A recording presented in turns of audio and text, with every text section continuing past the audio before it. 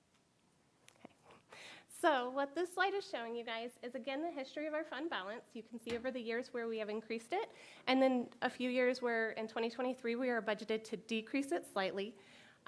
Should the budget be proposed as, or approved as proposed, you can see the decrease, what it would do to fund balance. We would still be well above that 21%, which is that line you're seeing going across. I have another question, Deborah Chan. So in terms of the COLA and the performance payment, rather than having it divided into those two figures, why wouldn't it be rolled into one figure that comes closer to the consumer price index? Because I'm sort of presuming that all of the employees are performing at a high level. And so virtually all of the employees will be getting this performance pay. Is that correct? So it really depends on what their performance plans and scores come out to be.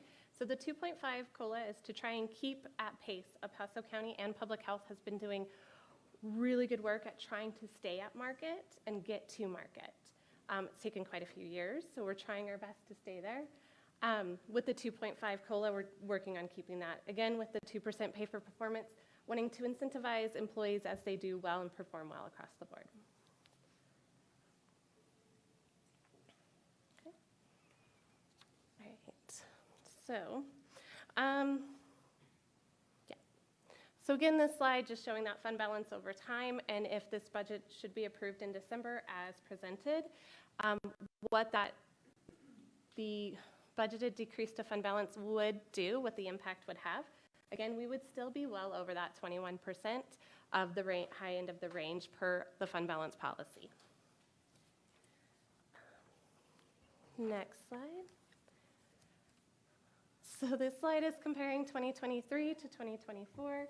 Again, 2024 having about 2.8 million in revenues and anticipating about 2.8 million in expenditures. Next slide. So the next few slides are just kind of, President? Go ahead. Question. On the previous slide, on the operating line, it goes down from 9,800,000 to 6,300,000. So that's a little more than 3,500 down on operating. We see in here what the different departments are going to handle that cut, or is this just all COVID activity? so a lot of the decrease is related to COVID grants, so we took those expenditure away. Yeah. And then there was some one-time costs sitting in 2023 in the capital line that we did decrease because it's a one-time cost again. And I saw the capital, but are there any cuts to actual departments in the budget for '24? So, so that from this year to the following year, it's about $4.6 million that our budget is decreasing.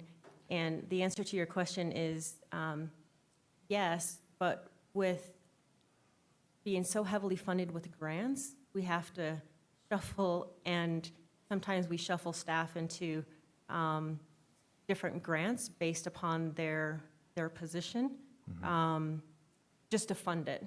And that's a lot of what we do. So you'll see in the height of the pandemic, we had over 300 staff. Some of those were contracted, and we worked with the Pikes Peak workforce. And now it continues to decrease. Our staffing continues to decrease. And what we're proposing for 2024 is 196. But throughout the 194, 197. 197. Sorry, we've gone so much back and forth.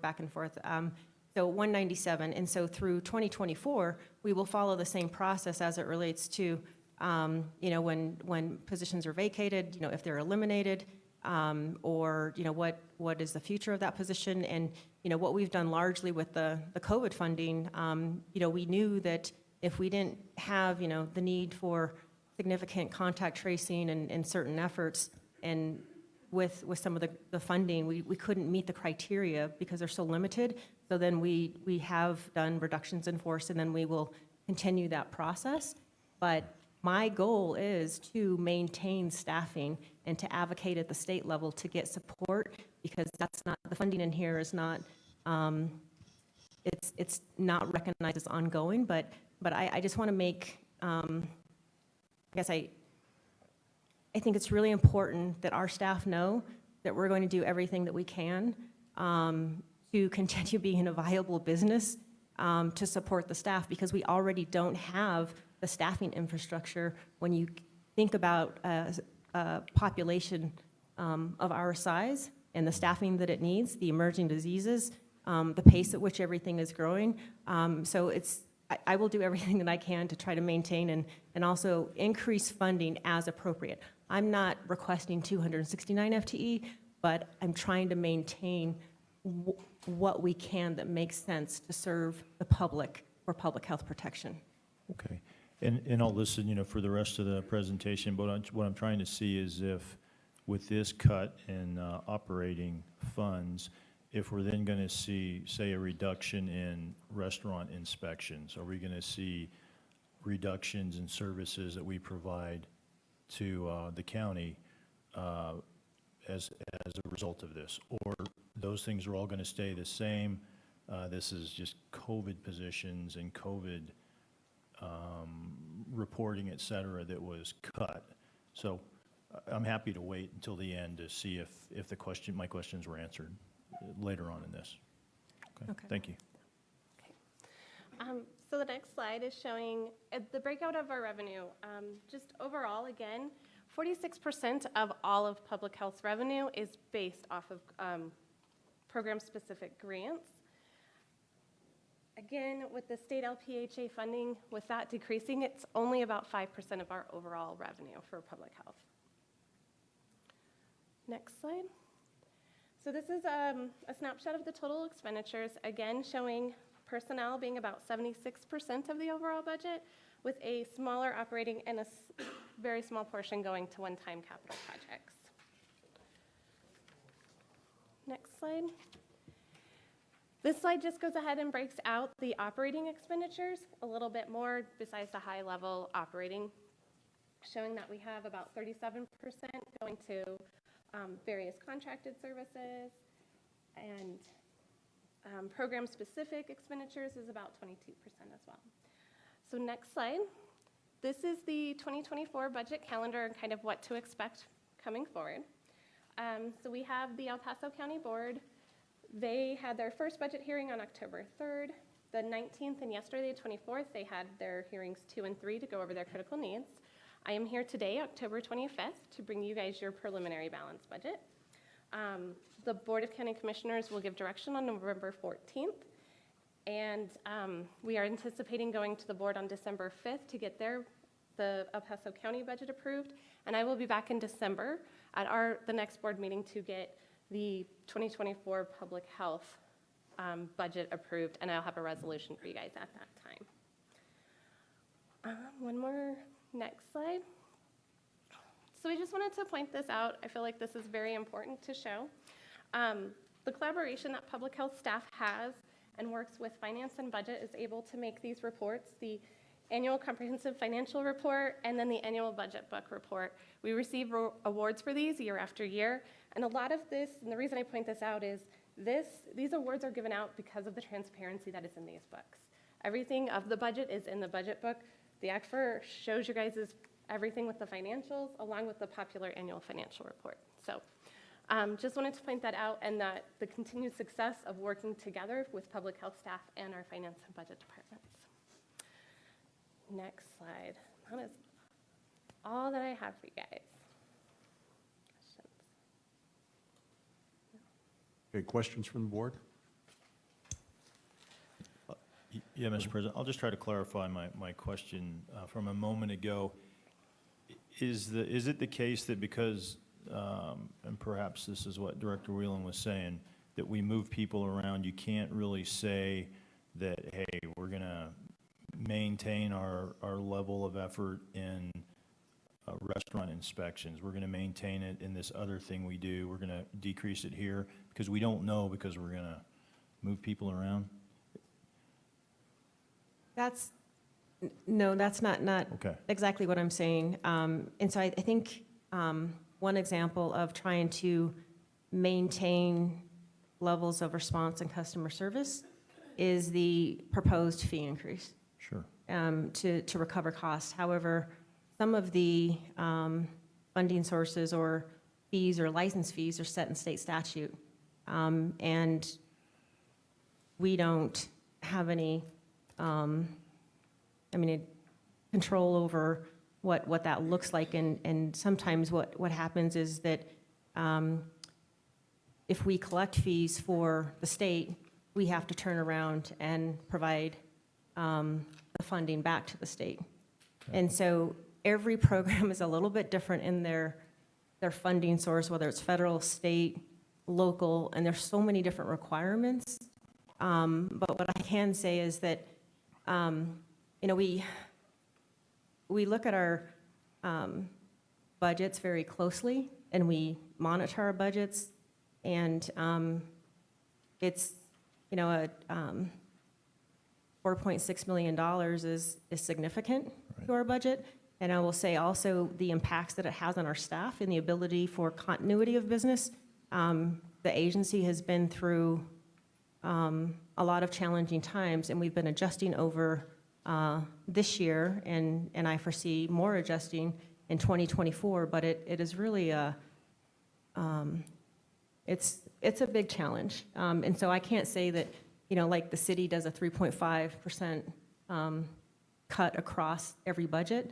That's what's not happening here, because we have to approach it differently depending on what our funding source is. Now, if the county commissioners were to say, we're going to cut you $1 million, then that's going to be another story as well. But what has happened is that state funding is going away in 2024, and some of the grants are eliminated or being reduced. But we still have the other sources, and so we're trying to manage that as prudently as possible and still maintain service for the public. But with a growing population and the same staffing, there are going to be some areas where there's going to be some reduced customer service in different timelines. Okay, and that's kind of my question. Do we know what those areas are, or is that just undetermined yet? Like, hey, we know we're going to do just as many restaurant inspections in '24 as we did in '23. We're going to inspect just as many septic tanks.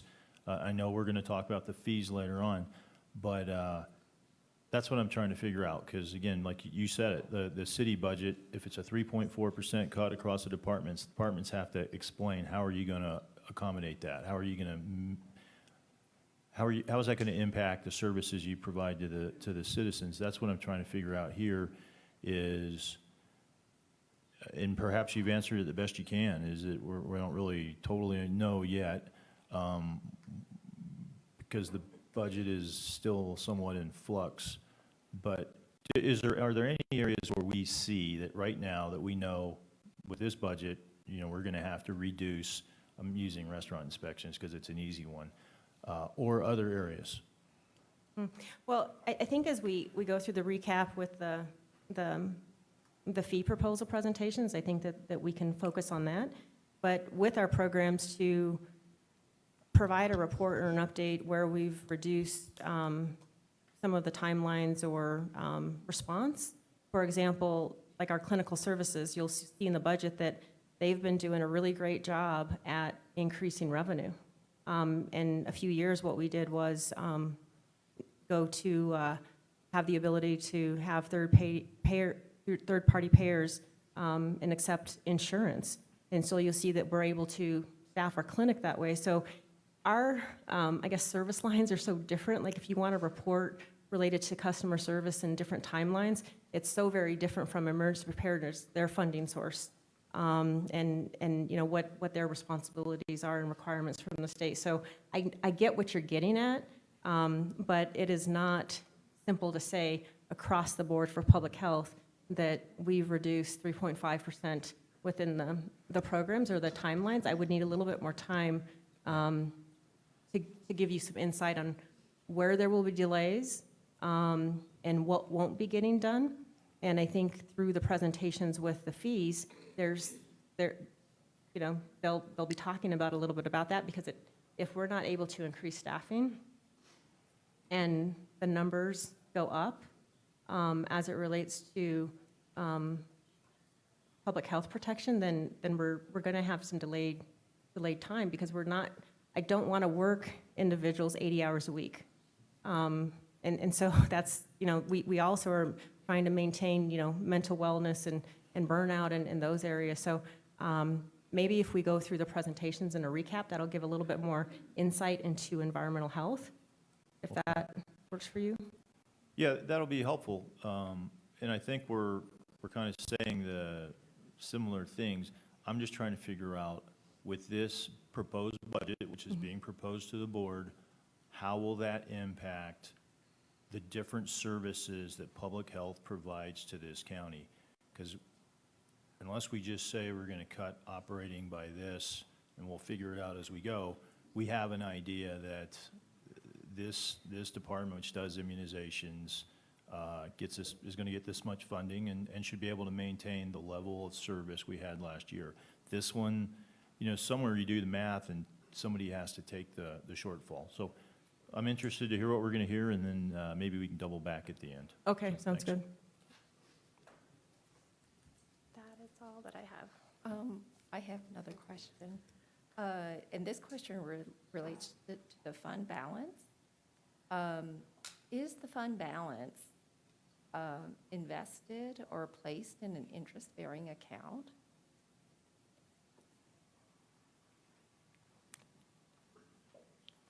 Nikki Simmons is coming to help me with this one.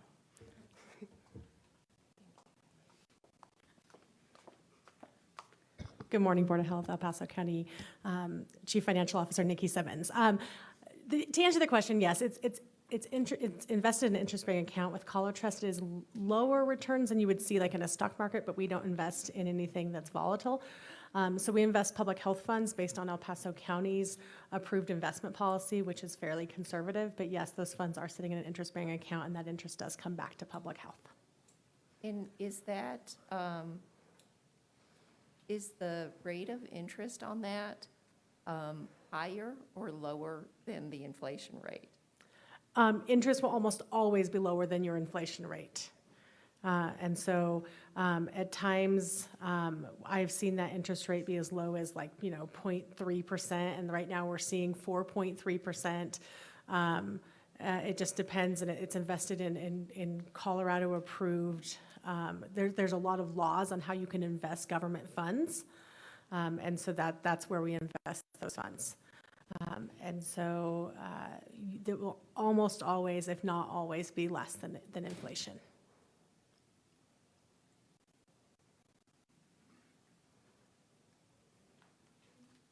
Okay, I'm going to, just got some high point things to ask.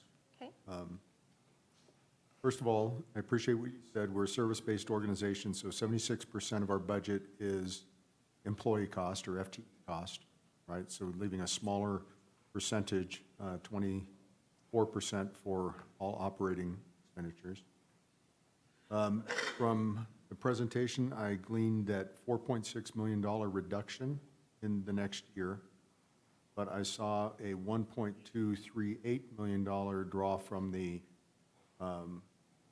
fund balance. So there leaves a gap between those two things. And I think that's the root of Councilman Donaldson's question is, when we see that gap, we are not funding to the same level we were last year.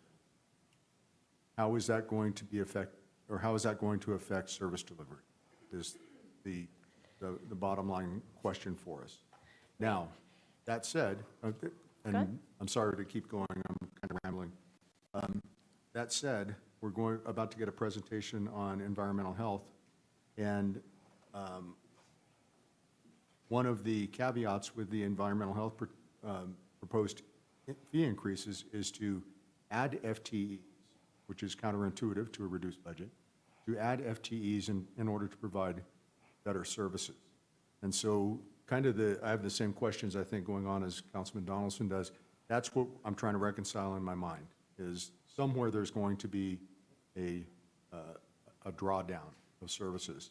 And that's what we're excited to see, I guess. So overall, regarding the environmental health FTEs, we did put those into this budget, so that is part of that difference that we're seeing there. Another part is we did reduce a lot of the COVID budgets. That's where a lot of the reduction ended up coming from, was from those. And we have natural attrition too, which happens, and realigning the remaining employees when, if a COVID grant goes away, we realign those employees, if possible, to other vacancies in the agency. So we're protecting our employees to the best of our ability, giving them work in other areas, but overall, that reduces the FTE count when it results in a reduction of force when the COVID money moves. Yes. Thank you. Of course.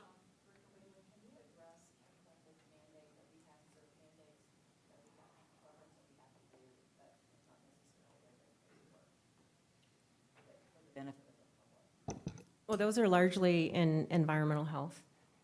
And we can go over that, but with the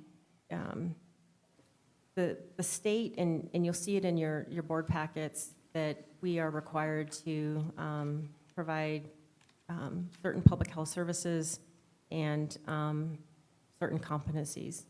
And those are in, different areas, from maternal child health to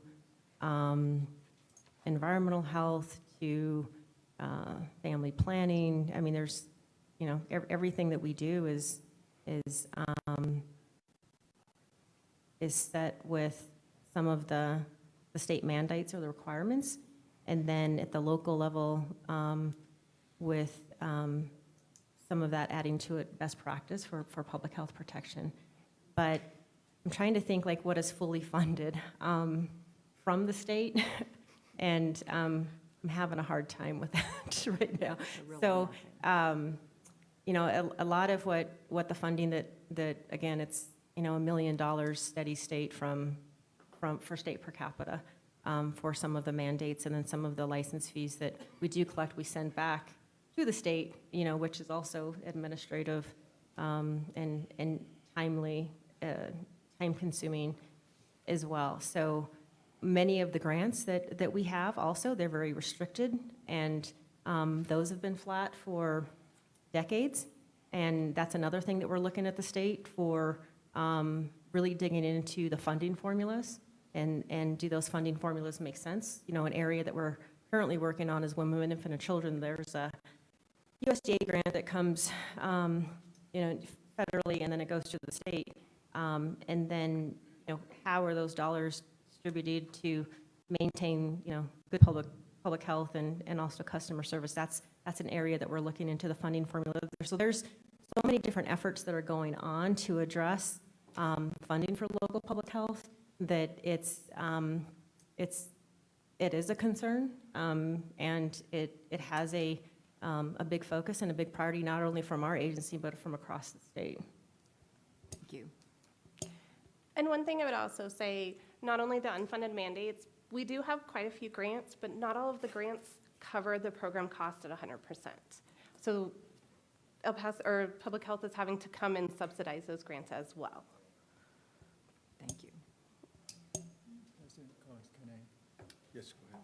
So I just have a comment on my interpretation of the 2024 budget. My comments are along the same line as Dave Donaldson's. I think when I compare the 2024 to 2023, there's a decrease in revenue, an increase in personnel expenses, therefore a decrease in operating expenses. So therefore, either we're going to cut services or we're going to encroach into our savings in order to maintain the same services. So that's I agree with you.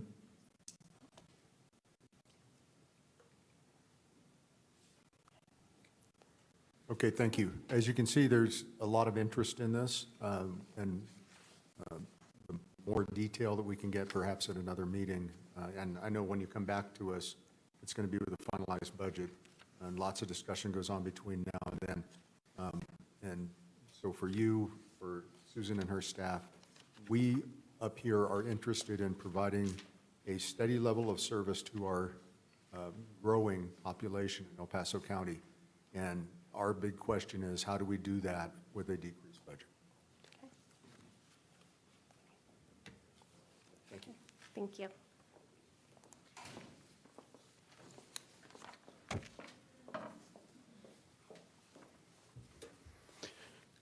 Good morning, Mr. President and board members. Roy Kroger, I am the Environmental Health Division Director. Last month, we presented information on what it costs to provide environmental health services to our community in 5 different program areas. Since our last meeting, we have shared those costs with industry stakeholders and encouraged them to provide comments to you. During the 20-day public comment period, we have received 35 written comments which have been shared with you. And this morning, we have additional community members here that would like to present to you directly. In a moment, I'm going to ask each of my program managers to present a brief recap of the programs that we manage. The El Paso County, next slide. The El Paso County environmental health fee structure has not been reviewed since 2016. Since that time, El Paso County has seen population growth, which has resulted in increased demand for environmental health services. We have more establishments to review and inspect, and many of those programs take more time to provide quality services. Our fee modernization proposal will allow environmental health to improve services to our community, reduce response times for many of those services, and allow us to increase our workforce to meet the increased demands. I would like to introduce our program managers that will be presenting the brief recap of the programs before you this morning. First, I'd like to introduce Kat McGarvey, who will discuss the water recreation and on-site wastewater treatment system programs. Then Melissa Rogerson will follow her and talk on childcare and body art programs. And then lastly, Sammy Jo Lawson will present on the retail food program. At this time, would you come up to the podium? Yeah.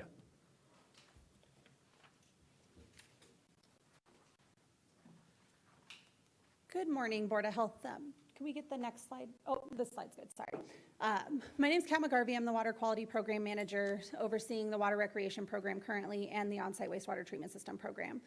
So for water recreation, those are your public pools, spas, splash pads, fountains, anything that requires or allows public access, minus apartment complexes and mobile home parks, things like that that have pools. Those are all considered private.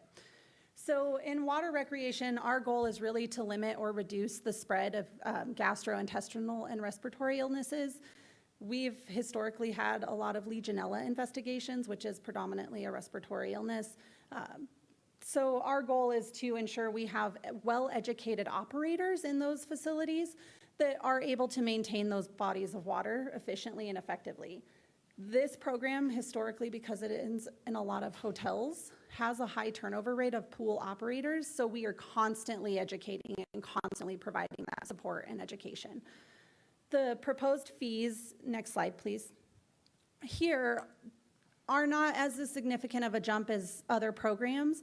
However, what they will do is provide equity across the programs. So where La Quinta Hotel might have just a pool, they had to pay the same amount as like a Great Wolf Lodge that has 8 bodies of water when they come for a process review or a plan review. So we want to provide equity so the services that you are receiving are only what you are paying for in this program. The rest of the fees are the result of increased costs for staffing and this time it takes us to provide that education. Next, is there another slide? At this time, that's all I have on Water Rec. Do you have questions related to pools and spas? Questions from the board? And do we have any public comments related to water recreation? Mr. President, if I could, so some of these fees actually go down, correct? Like the initial body is going currently $250, it'll drop to $205.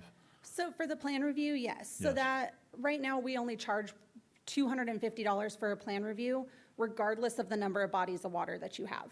So Great Wolf Lodge has 8 bodies of water. see. They would pay $250, and a La Quinta hotel would pay $250 for one. So to provide equity, that initial body would go down, and then we have an additional body surcharge. Okay, thank you. I don't believe we have public comment on water rec. I don't think we had any submitted via the portal either, so. Okay. And This- Mr. President, I'm sorry to add one more thing, but I just noticed that our fees are going to be lower than the front range average, essentially on every single item on here. So good to point that out, because on some things it may not be the case, but in this, it certainly is. Yeah, and I think what we're seeing there, especially with the fee reduction and then additional bodies being added, is the work of the staff, is looking individually at how do we ensure that the customer is paying for what the customer is getting. Excuse me for using the word customer, but the people in our county are not supplementing another larger user, if I could state it that way. So at this time, we don't have any public comment. We've received our presentation. I'm looking for a motion to accept the proposed fee increases for water recreation. I'll need a motion and a second. Mr. President, Councilman Donaldson, and I move to accept these fee recommendations for water recreation. Doris Ralston, second. Okay, all in favor of these fee increases as presented, let it be known by saying aye. Aye. And Commissioner Gonzalez, with us? I don't know if we can hear you. I think you can hear us. Okay. All right, that passed unanimously. I would also like to add that we do have Dr. Vu has come and join us here in person. All right, thank you very much. Move on to the next. Next slide, please. Okay, so this is the big one, on-site wastewater treatment systems program. As the community continues to grow, we've experienced 26.6% since we've last revisited the fees. There are currently over 34,000 on-site wastewater treatment systems in El Paso County that we are aware of. There's probably another 1,000 that we are unaware of, maybe more, that went in before permitting times. So the reason this is important is our community continues to expand out into the rural areas of the county, getting further and further away from that central location. The intent many years ago was that central sanitation districts would be everywhere, and eventually the on-site systems would go away and no longer be necessary. That's not the reality. It probably will never be the reality as people continue to grow out into those rural parts of the county. With that being said, we now have an increased diligence to ensure that the wastewater that is re-entering our groundwater systems is treated prior to doing so, because that water and that effluent, that wastewater that's re-entering groundwater will eventually be used for other purposes to include drinking. So fee revisions here would allow an increase in additional personnel to help facilitate quicker turnaround times, permitting processes, and transfer of title reviews or property sale reviews. Next slide. On this slide, there's a lot. We are quite extensively expanding some fees and adding quite a few new fees or fees that had previously not been part of our fee structure. The reason for that is as we continue to grow, we find that we are spending a lot of staff time in areas of education, which is absolutely important. But in order to facilitate and support community members or property owners who maybe want to install their own system when able to, it takes a lot of staff time to do that. And that's time that is delaying other permits and other processes from getting done. And so we need to recoup some of that through a homeowner install fee that would allow us to support those homeowners in their installation. What we also find is as we continue to grow in this county, we also continue to get an increase in industry professionals, including installers and certified inspectors or certified operation and maintenance providers. Those also require a lot of our staff time to provide education and ensure transparency, and all of the information that we are giving is being spread equitably across that board. When we get new designers and we see an increase in professionals, there's not a in a program where they come up and they do like a trade, like the normal trades. They have the word's escaping me. They have training programs before they get to be licensed. We don't. You come in, you take a test, you pass it, they get licensed. And it does create a lot of staff time to try to correct and help educate those professionals as well. So a lot of these fees is the result of an increase in staff time being spent in these areas, but also the amount of back and forth that we have to do that delays permitting processes as well with the designers to ensure that they're getting a design sent to us that meets the permitting standards. Questions on fees from the board? I do have public speakers here for this one. Mr. President? Yes, go ahead. Jack Briggs. So you may not be able to describe this, and I'm not asking you to go into super detail, but on a typical project, let's say a commercial project, roughly how many of these fees apply? From start to finish, you would have a permitting fee. You don't, like half, Yeah. a quarter? Most? I would say maybe 2 or 3 per project. Okay. Between permitting, design revisions, and On a commercial inspections. project? Yeah, And then for a private project, would it be probably about similar? the same. About the same? Yep. Okay, thank you. Dr. Vu? Can I have two questions? One is for an existing wastewater system, is there ongoing fees such as permit renewal fee every couple of years or so? And is there ongoing inspection? And number two, if you can talk more about the systems that we don't know about, such as the systems that have been grandfathered in. Sure. So once we issue a permit and we do an installation inspection, that permit remains valid until such time that system fails and needs to be repaired or replaced, and then the process will start over. So there's not an ongoing fee per se for us for that. However, a lot of the systems that go in now do, and I say a lot, probably 27 to 30% of the systems that are going in require operation and maintenance. That operation and maintenance is actually done by a third-party inspector, an industry member that we certify, but our staff does review those inspections, and our staff does make sure that those inspections are being completed and that we receive those contracts. So we have an obligation to maintain that, the data portion of that, but we don't actually do the inspections. That's a third-party inspector. And the systems that we don't know about, we are finding those as properties are being sold. So we have no information on them. You know, they might sell the property and we don't have a record of it. So we are starting to track what percentage that looks like and how many of those are. I don't have good data for you on that yet because we just started this year, so I don't want to give you a number, but I estimate it's in the 1,000 range. So the next question is, should we appropriately require permitting for those systems that we find out? So what we do through that transfer of title process is if that system's in the ground functioning as intended, we allow that to remain until such time it's no longer functioning as intended. Once it enters a state of failure, it does require a permit, it does require a conforming system to be installed.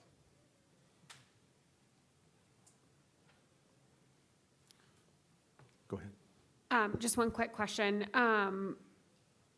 Does the homeowner installation, is that, would they have to pay for a new permit fee plus the ability to install it themselves?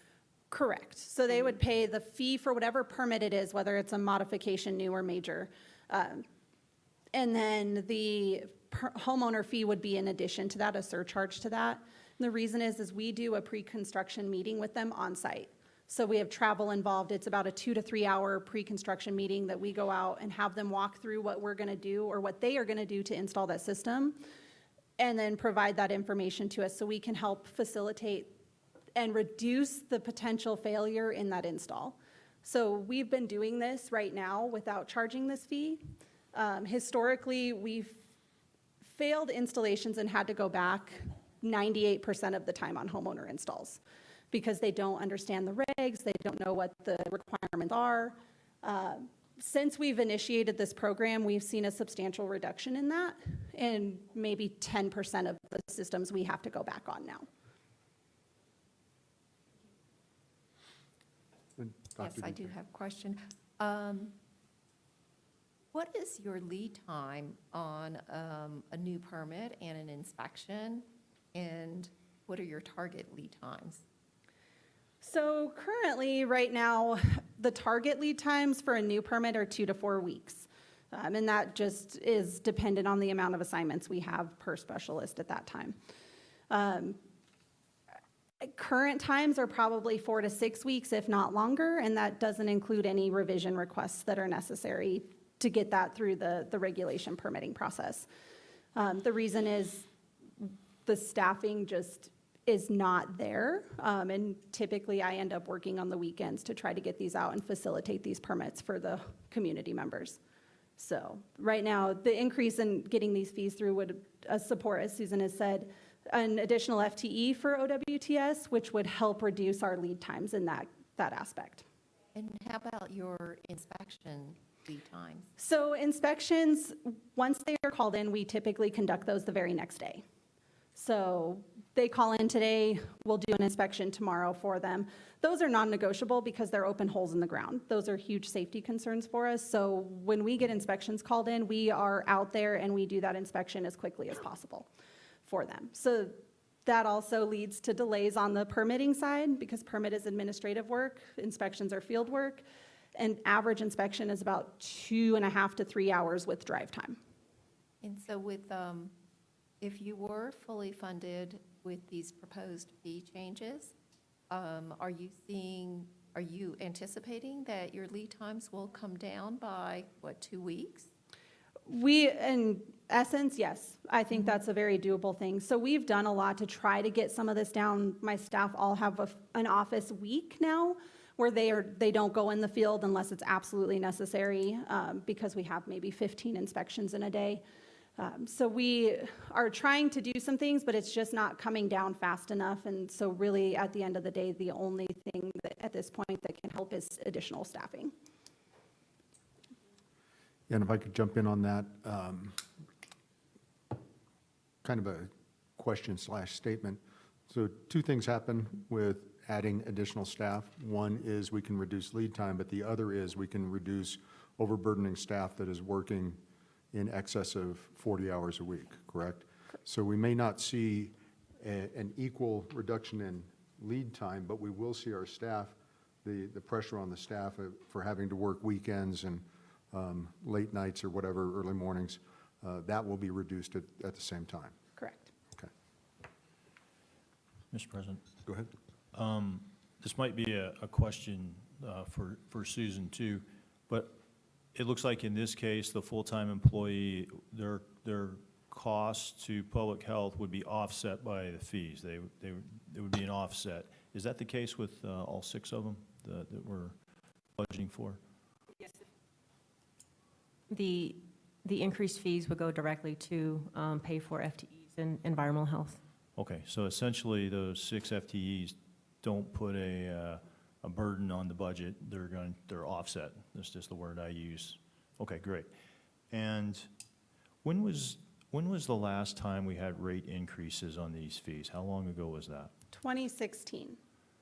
Okay, so it's been 8 years 8 then, years. correct? Yes. So some of these increases, when we see, geez, that's a 50% increase or even more, I always do this on the city side and on the Colorado Springs utilities, divide that by 8 years, and then it seems more understandable. And then, God, I had one more thing. Oh, I think this is important because this is the first presentation. And this might be an attorney question. I believe these fees cannot be used to make extra income for public health. They can only be used to pay for the cost of providing that service. Is that correct? Yes, sir, that's correct. Under Colorado Revised Statute 2510-107 governing on-site wastewater treatment systems, specifically, permit fee may be no greater than required to offset the actual indirect and direct costs of the local public health agency services. Okay, thank you. And I think that's real important for citizens who might be watching this or read about it in the paper tomorrow.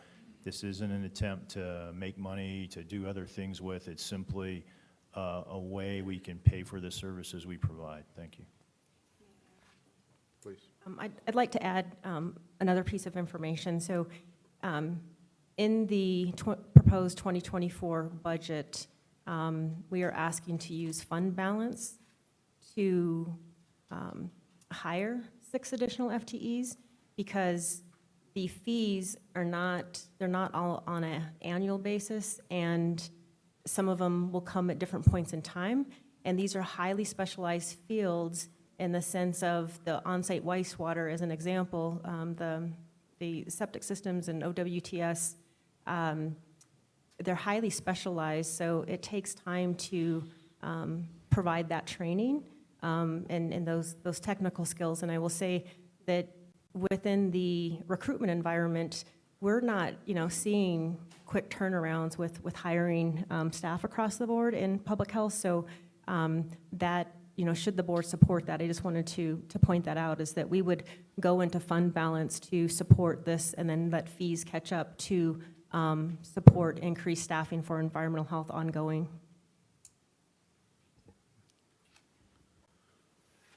Further questions? Commissioner Bremer. I have one more. In looking at the public comments, one of them mentioned the huge jump well above the Colorado Front Range average on the system cleaner. Can you help us understand what that process is, what are the actual costs involved in that, and why you're proposing such a jump on that one? Sure. So we have an obligation to inspect those trucks, and we do that in partnership with Colorado Springs Utilities. So the trucks typically will dump the waste that they've collected at Colorado Springs Utilities, but utilities will not allow them to do that without our inspection on an annual basis. So we end up having to chase the trucks down a little bit. They don't always come to us and say, hey, I need to schedule an inspection. So we spend a lot of staff time trying to track them down, trying to get them inspected. The inspection itself is a 30-minute inspection. We're looking to make sure the truck doesn't leak. We're looking at hoses. We're providing education again to the systems cleaners on what that needs to do, what that looks like, and what needs to happen. But it's the staff time, it's the drive time that it takes to get to the sites where they want to meet us, because typically they are not close. And so please clarify, this is a company that operates a cleaning system and you're inspecting their trucks? Correct. And how many cleanings can an average, I'm sorry, I'm going to pin you down on this. I'm just trying to figure out like how much of this would go into their business cost that ultimately then gets passed along to the end user, the customer. How much is it, you're inspecting once a year, is it one truck per cleaning for them? So let me see if I understand your question. So we have several companies. There's, I think, 70 companies. We have about 118 trucks, last I checked. So some of those companies have multiple trucks, some 10 plus, but most have 1 to 2 trucks, maybe 3 or 4. Actually, one of the public comments is a systems cleaner company. So that truck, they can do, how many pumps can you get in a truck typically? 2, how many? Houses or Tanks. We have an 18, one of our trucks is 1,800 gallons, and then an average home is a 15. 1,500 gallon tank. We usually do 3 a day. Yeah. Okay, So thank you. most of the time, they're multiple pumpings, but they have to go dump, and then they come back and do some of that stuff too, so. Okay, thank you. I will be eager to hear the public comment on that one. Okay, seeing no more board questions, I think we are open for public comment. Okay. I do have a couple, anybody want to volunteer? Robert, did you want to speak? Are you just here? Okay. Okay. Since she's pointing me out, I'm Teresa, and Would you come to the wanna come microphone? I'm sorry. To the microphone. Yeah, you get to come all the way up. We got to be official.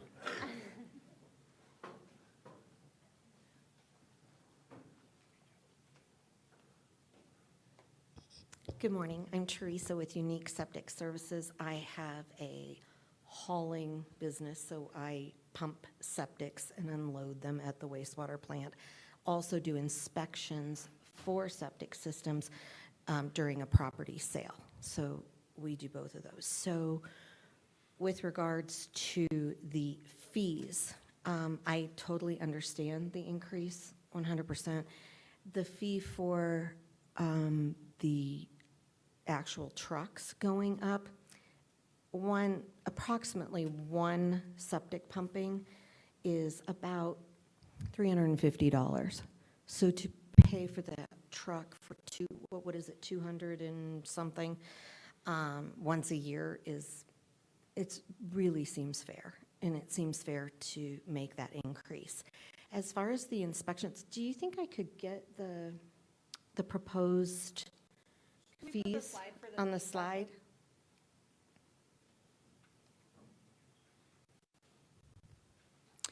The one I'm concerned about is the OWTS property sale review going from $55 to $368. That's a pretty huge jump for our homeowners. They would need to pay that in order to have the county process the inspection that we're already doing. So we're charging them for the inspection, and then they have to have the fee for the county to process it. Going from $55 to $368 seems like an incredible jump at one time. $55 obviously doesn't pay for much right now. You know, I mean, what they're doing and what they have to do in order to process those and consider them a pass or an appropriate functioning system, it makes sense that it would clearly need to be more than $55. I am just concerned to have to pass that on to my consumer at going over 7 times an increase at one time.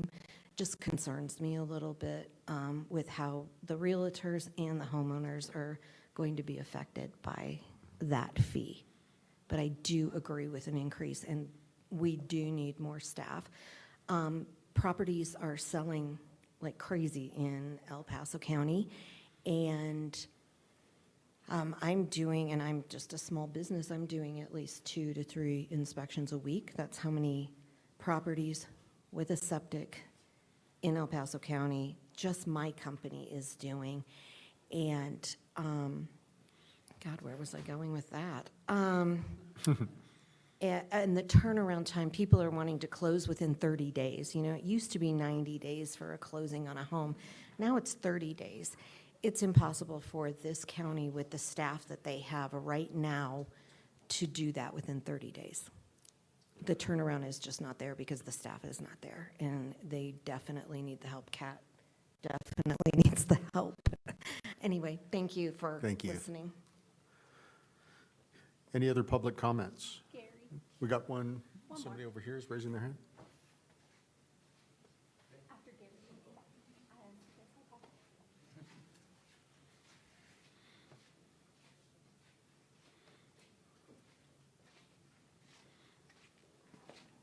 Good morning. Could you state your name and who you're with? Sure. Gary Klein, K&E Mechanical. I've been an installer in El Paso County for a couple of decades, maybe a little longer. Since the permit approval time is 4 weeks plus, sometimes a little minus, a lot of the work we do are people that have a failed septic system where effluent is surfaced on the ground. So during that time, while they're trying to live in their house, they have to continually pump these tanks to try and stay in their homes to function, or sometimes they move out for a temporary period. But it would be great to have more people in this department to get this permit approval process speeded up. Okay. Thank you. Yep.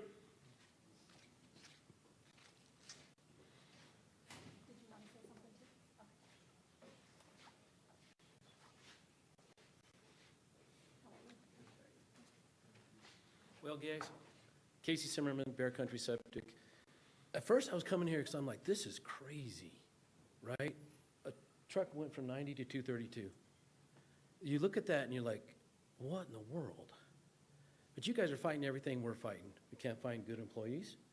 Diesel changed 30 cents last week per gallon. We're stockpiling death because it goes erratic. So at first I was like, wow, what are we doing? And now I'm like, I get it. I totally get it. You guys are facing exactly what we're facing. They're fantastic. Don't ever short these guys. They're vital. The undocumented, I bet you as high as 10%, because we work way out. We run big truck. We run 3,200 gallons, so we do 2 to 5 jobs a day, depending upon the labor or what we've got coming. But if we could just watch a little bit, because we will pass this down. We have to. Just like you guys are passing it to us, we'll have to do that. Yesterday, first job, wrote them an estimate to pump it. They couldn't afford it. They needed a new outlet baffle, which is monumental because it'll save the system. We're seeing more and more and more of that. It's getting tighter out there. So I understand, I get it, but let's just try to keep an eye on the pass-through. It'll happen. We went from $25 fuel charge to 35 to 45. Now we're at 50. And if it keeps going, we're going to price ourselves right out of the average customer. And it's tight out east. There's not a lot of cash flow. So that's all I'm asking. I understand you got to raise prices. But if we could just watch, be as cautious as we are, we're stockpiling death. Who would ever think we'd have to stockpile death? You guys know what that is? No. The big trucks, they have an additive for the exhaust. And we buy it now in we get 3 55-gallon drums to reduce our costs, so we don't have to pass it on. Same thing with the diesel. Last week, it was 36 cents cheaper than this week. I get it. So if we just keep our eye on the ball, I would really appreciate it. Thank you. Thank you. Any other public comments? We do have one.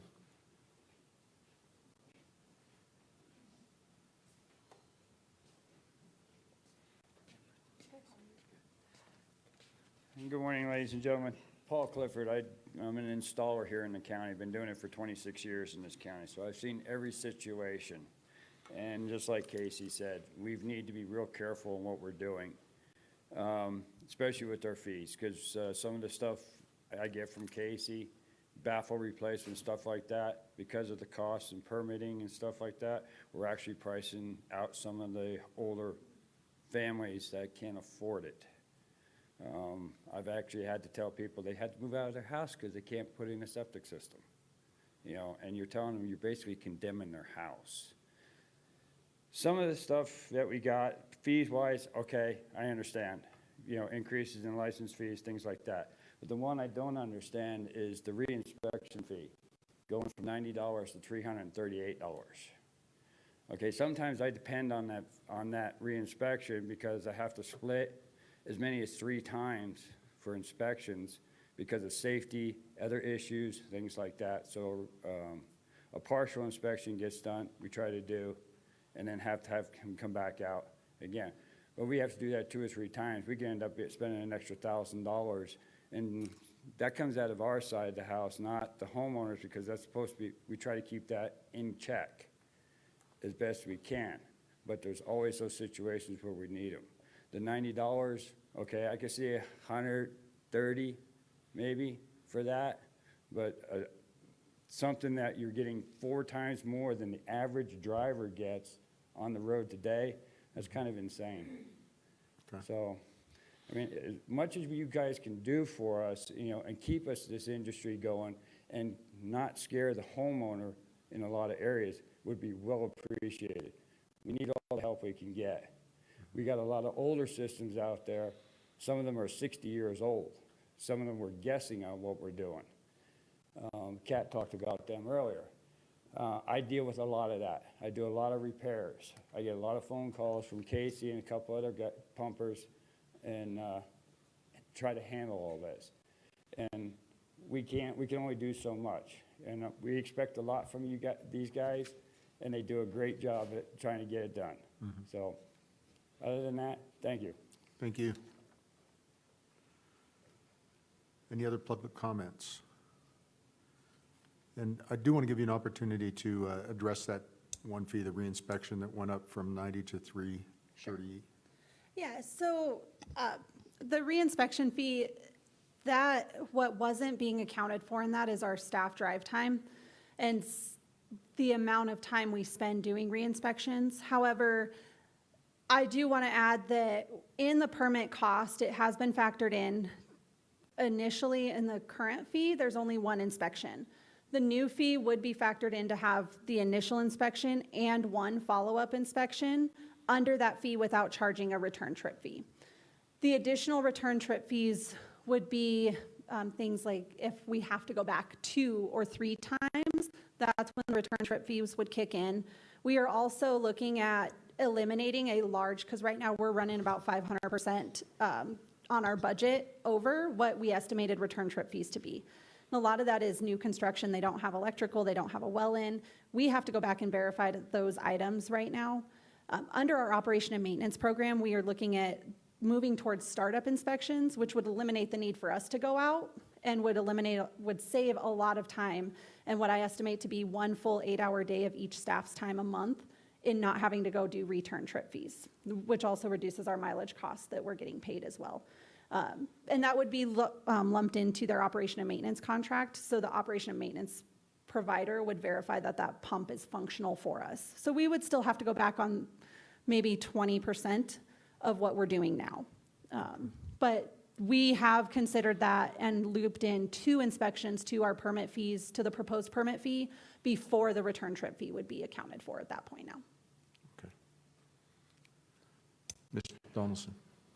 Yeah, could we make that clear on this form, like re-inspections, second and third visit? Because it sounds like 2 are coming with the initial, what was The permit fee. permit fee? Yep. So I think that would help out when people look at this schedule. I think even the gentleman, I was watching him as you described that, and he was nodding his head like, oh, that helps. Yeah. Sometimes it's just communication, just letting them know. And then I did want to address one, I'm sorry, did you want to go first? Go ahead. Sorry, I did have one other question. Can you explain what the difference is between an alteration and a design revision? Sure. So the alteration is when we've issued a permit and something happens, the installer or the engineer has to change the design before it's installed. That would be an alteration. The design revision fee would be before permitting. If we have asked for revisions on a submitted design more than twice, we would charge a fee for that. So one revision request would be included in the permit cost as well. And then that second request would incur a fee at that point. So right now I can tell you my staff probably spend 26% of their time going back and forth requesting revisions on design documents. It's a lot of time. May I ask a question also? Please. As a Realtor, I completely agree with them. We have seen a double increase in appraisal fees over the last couple of years. Property taxes are going up next year. That $390 fee is going to stop people from clearing their septic and pass on more disease to the next buyer. That's what it's going to do. Yeah. And so some of that I'd like to add to that fee. It's not just about the initial inspection review. We are seeing a lot of systems in a state of failure. It is what it is at this point. And we have even new system installs, we're seeing them fail in 3 to 6 months, or up to 3 years. I have one guy now I'm talking to, he put a new system in 3 years ago and it's already failing. Like, we have a lot of that occurring in this county right now. So we have a lot of follow-up that goes into that. And a lot of the conditions don't get followed up on, people don't follow through on. So we spend a lot of staff time, and that's where that fee, that part of that increase comes from, is the follow-up that is occurring with that as well. I get that completely, but with a fee going from $55 to $390, it's going to encourage more people not to flush their septics. It's going to encourage more people not to do it. So then you have a new buyer coming in, and a new buyer coming in when it is required to flush, and they're paying double on appraisal fees, double on lending fees, interest rates are high, and property taxes have gone up 60%. Now, what about flushing that septic? It will ultimately, out in Falcon and out east where it's all septic, it will pass on more disease, so septics will not get flushed. Can I have a kind of comment? Go ahead, Dr. Vu. So I think higher fee may be a barrier to services, but what I have been hearing last month and this month is that the timeliness of the service is a higher barrier, and I hear that our community is willing to pay a higher fee for more timely services. I'm just talking about that one fee. So, and what that means is on a septic, for instance, if you live in a house with a septic and you have 4 adults in your house versus 2 adults in your house, you have to flush your septic based on how much the septic's getting used. You flush that septic based on how many people live there. So that's the issue, is people will say for $390, oh, well, we've only had 4 people here, we can go another few months. Each time they go another few months to push that fee off, it's adding stress on the septic, adding disease to the septic, and not keeping a clean septic. So then there will be more septics that fail. Okay. Thank you, everybody, for the comment. I do want to remind board members that we've got 3 more of these to go through. We've got a lot of detail in each and every one of them, and every one of them is important. Any further board comments? I have a comment and Yes. some questions. I was looking at the numbers in terms of the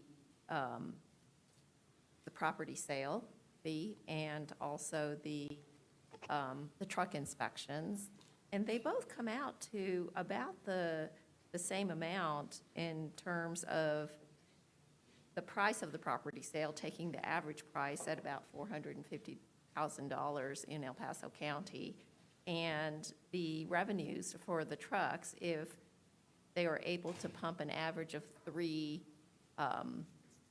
tanks a day, 5 days a week, 50 weeks a year, it all comes out to about 0.0008 or 0.08% of either the revenue or the sale on both cases, which, strange that it's kind of the same, but entirely reasonable in my mind. If you look at the absolute number, it seems like that's kind of a lot of money.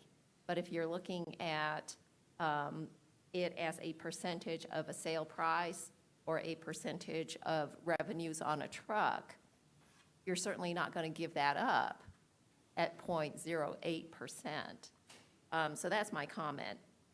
But my question is, you're saying that a lot of times it's staff time rather than the very straightforward inspection that takes place, either travel time or communication time with going back and forth, particularly in designs that need to be adjusted or revised, or I would imagine, especially when it's a homeowner install, where the design is not necessarily reasonable, or the install, does not meet standards by any stretch of the imagination.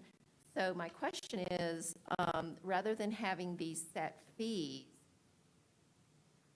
can you just charge on a per-hour basis for the staff time that is devoted to a particular project, or travel time or travel mileage? In theory, I think it could work. The problem is that we already have a number of fees and invoices that are open that we never collect on. And we don't have a way regulatorily to ensure that we make the collection of that without upfront collecting that before we ever issue that permit. So if we were to issue permits or do inspections or go back and forth and try to recoup that time after the fact, we don't have a way to ensure that we can make that collection. And so we would likely lose more money than we would be able to support the program with. Did you want to? Good morning. I also wanted to add to your question there. In best practice and public policy, a lot of times flat fees are best so you can publish those to the end users. It's hard for them to know how many hours it's going to take going in. And so, and I don't want to speak for the people in the room, but what we have found across all fees, across all agencies within government, is that published flat fees are best because the uncertainty that it takes to know how many hours is this inspector going to be on site at my property, they don't know what they're getting into and what they're agreeing to until we're done with it, and they have no idea what that takes. And so we kind of have to take that risk upon ourselves because we can afford it, whereas sometimes those end users can't. And so overall, best practice tends to be flat published fees. And if I could jump in on that, I think these fees were established by looking at historical averages and looking at actual staff time. Right. So it is based on an hourly basis that they came up with this. It's the average of what it takes us per activity. And it's also, the reason we've spread some of these fees out is for the equity piece of it, so that some of these design revision fees and homeowner installs, only the people who need to be paying for those are paying for those, not everybody across the board. Okay, board members, we've heard a great deal of comment related to the on-site wastewater systems. We see the fee structures in front of us. I'm going to entertain a motion to accept these as written, but before I do that, I do want to make a statement to one of the public comments that was made. I think all of us, every one of us, is cognizant and wants to watch how this affects our public. We are not trying to gouge anybody. That's why we put the pressure on Roy and his staff early on to say, charge only what recoups our cost. And we can't operate in the red, obviously, nobody can, but we will be very cognizant of the effect that this has on our community out there. So I will entertain a motion to accept the fees as published. Mr. President, I'll move to, I move to accept these on-site wastewater treatment system changes as published. Do we have a second? I second. Okay, we have a motion and a second. Any further discussion? We'll say there was a discussion earlier from Mr. Donaldson about making sure that the fee schedule shows exactly if there's one free reinspection or whatever, that it clearly delineates that. And the $390 pumping fee stays from 55? That is what the motion is. And I guess we'll count this into discussion. I think somewhere in this process, before it comes back to us, or maybe at that point, some of these fees, I believe, could be phased in. They don't have to happen in 1 year. It could happen over a 3-year period or a 2-year period. That would obviously have an impact on revenue, but if we feel like this is the right amount, but we don't want to increase it in one year, coming up in '24, perhaps, Glant, you can get support to phase it in over a 2 or 3 year period. It's going to be particularly hard because property taxes are paid in arrears. Mhm. New property tax assessments are going to go into play. And Yeah. we don't know what's going to happen with HH. Housing costs are going up. $392 to pump from 55 is way too much. People will not pump their septic. And so I believe this is as a recommendation, is that correct, Mr. President? And so to me, it's a starting point. We can phase it in. We could still adjust it going forward. I do want to say about phasing it in, we're talking about hiring additional FTEs. We can't phase that in. If we're going to hire the additional FTEs, we're going to go into our fund balance one time in 1 year to hire that FTE and then recoup that cost throughout the year and prepare for the following year. based on the increased revenue that's coming in. Can I just clarify on the property sale review that pumping is not required right now in El Paso County? So the inspection is required of the system, but you do not have to pump your tank currently. Sure, there's a lot of, that's the best practice, 100% is to pump that tank every 4 years on average. But right now, the pumping of the actual tank is not required. So this is just the inspection to ensure the system's functioning as intended. I just want to be clear that that's what that is, and it's not us requiring pumping of that tank. Okay. All right, and we got notification that Commissioner Gonzalez has a comment to make.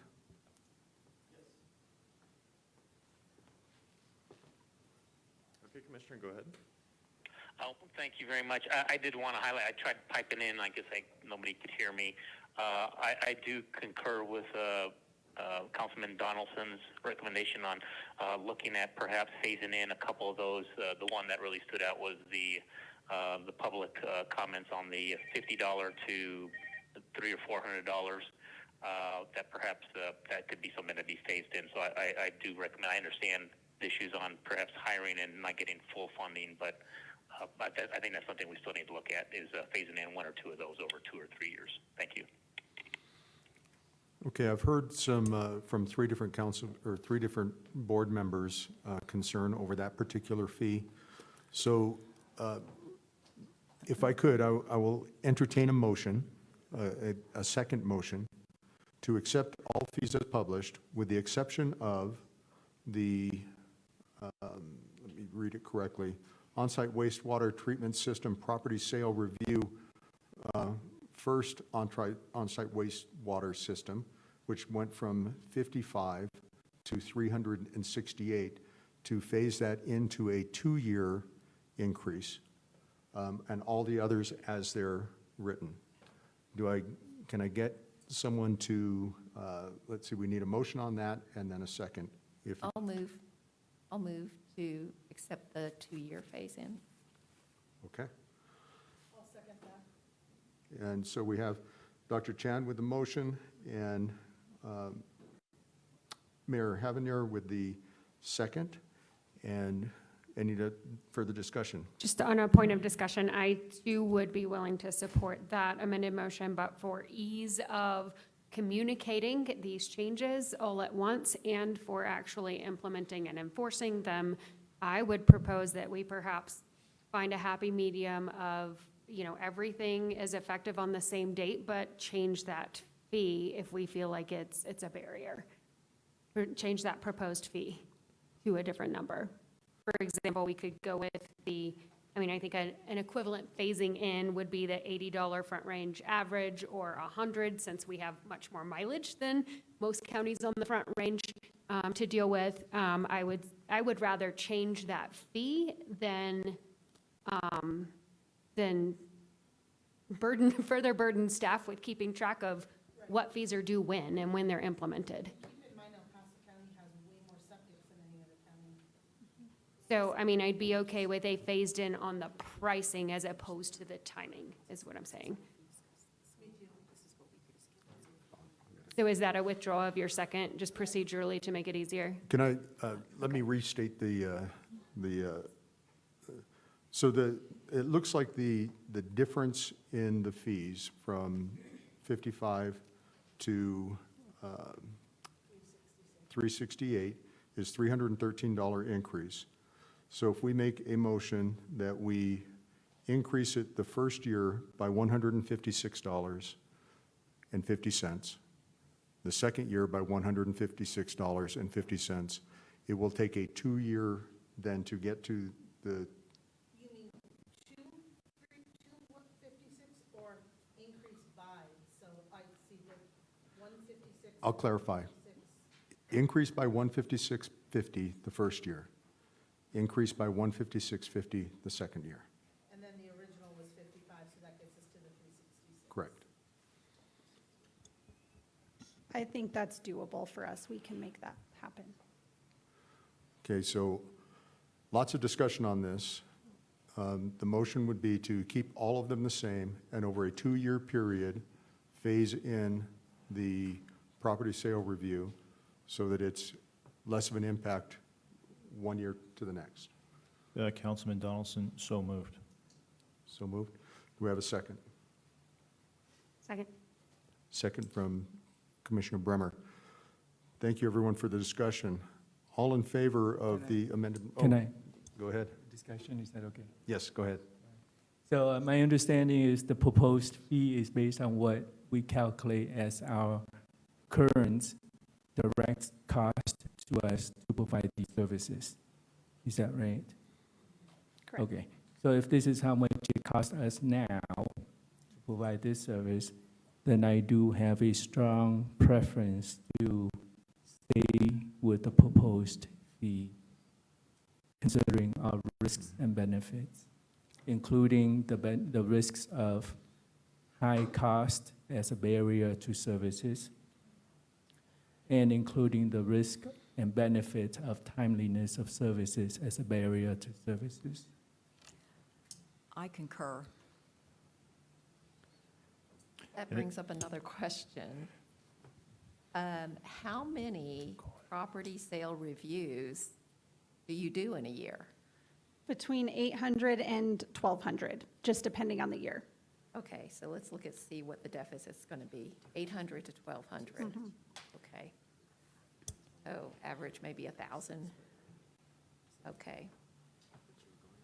So your current deficit per sale is 368 minus 55. That's been numbers in years past, and the market is switching as interest rates have approached 7.4 and 7.6. Sales are diminishing about 20%. So next year's numbers of that will be approximately 20% less than they were. We're probably going to be right at 800, between Okay. 8 and 900 this year. So I would expect us to be right around 800 next year. As opposed to the 1,000, just Correct. because of the deficit of 20%. Right. Less people selling because property taxes are going up, and less people moving because of costs. Okay, so that's going to be a deficit of $250,000 in 1 year. If these fees are not raised. Right. And I can tell you right now, our average our intended turnaround time on these is 7 to 10 business days. We're running 21 to 30 business days right now because we cannot sit down to do these reviews because we are in the field 7 hours a day. Okay, so at a $250,000 deficit per year, are you, I kind of see that perhaps some of these deals, these sales might be tanked because you can't get the inspection done on time. I talk to a lot of realtors, and we do a lot of realtor outreach and education too.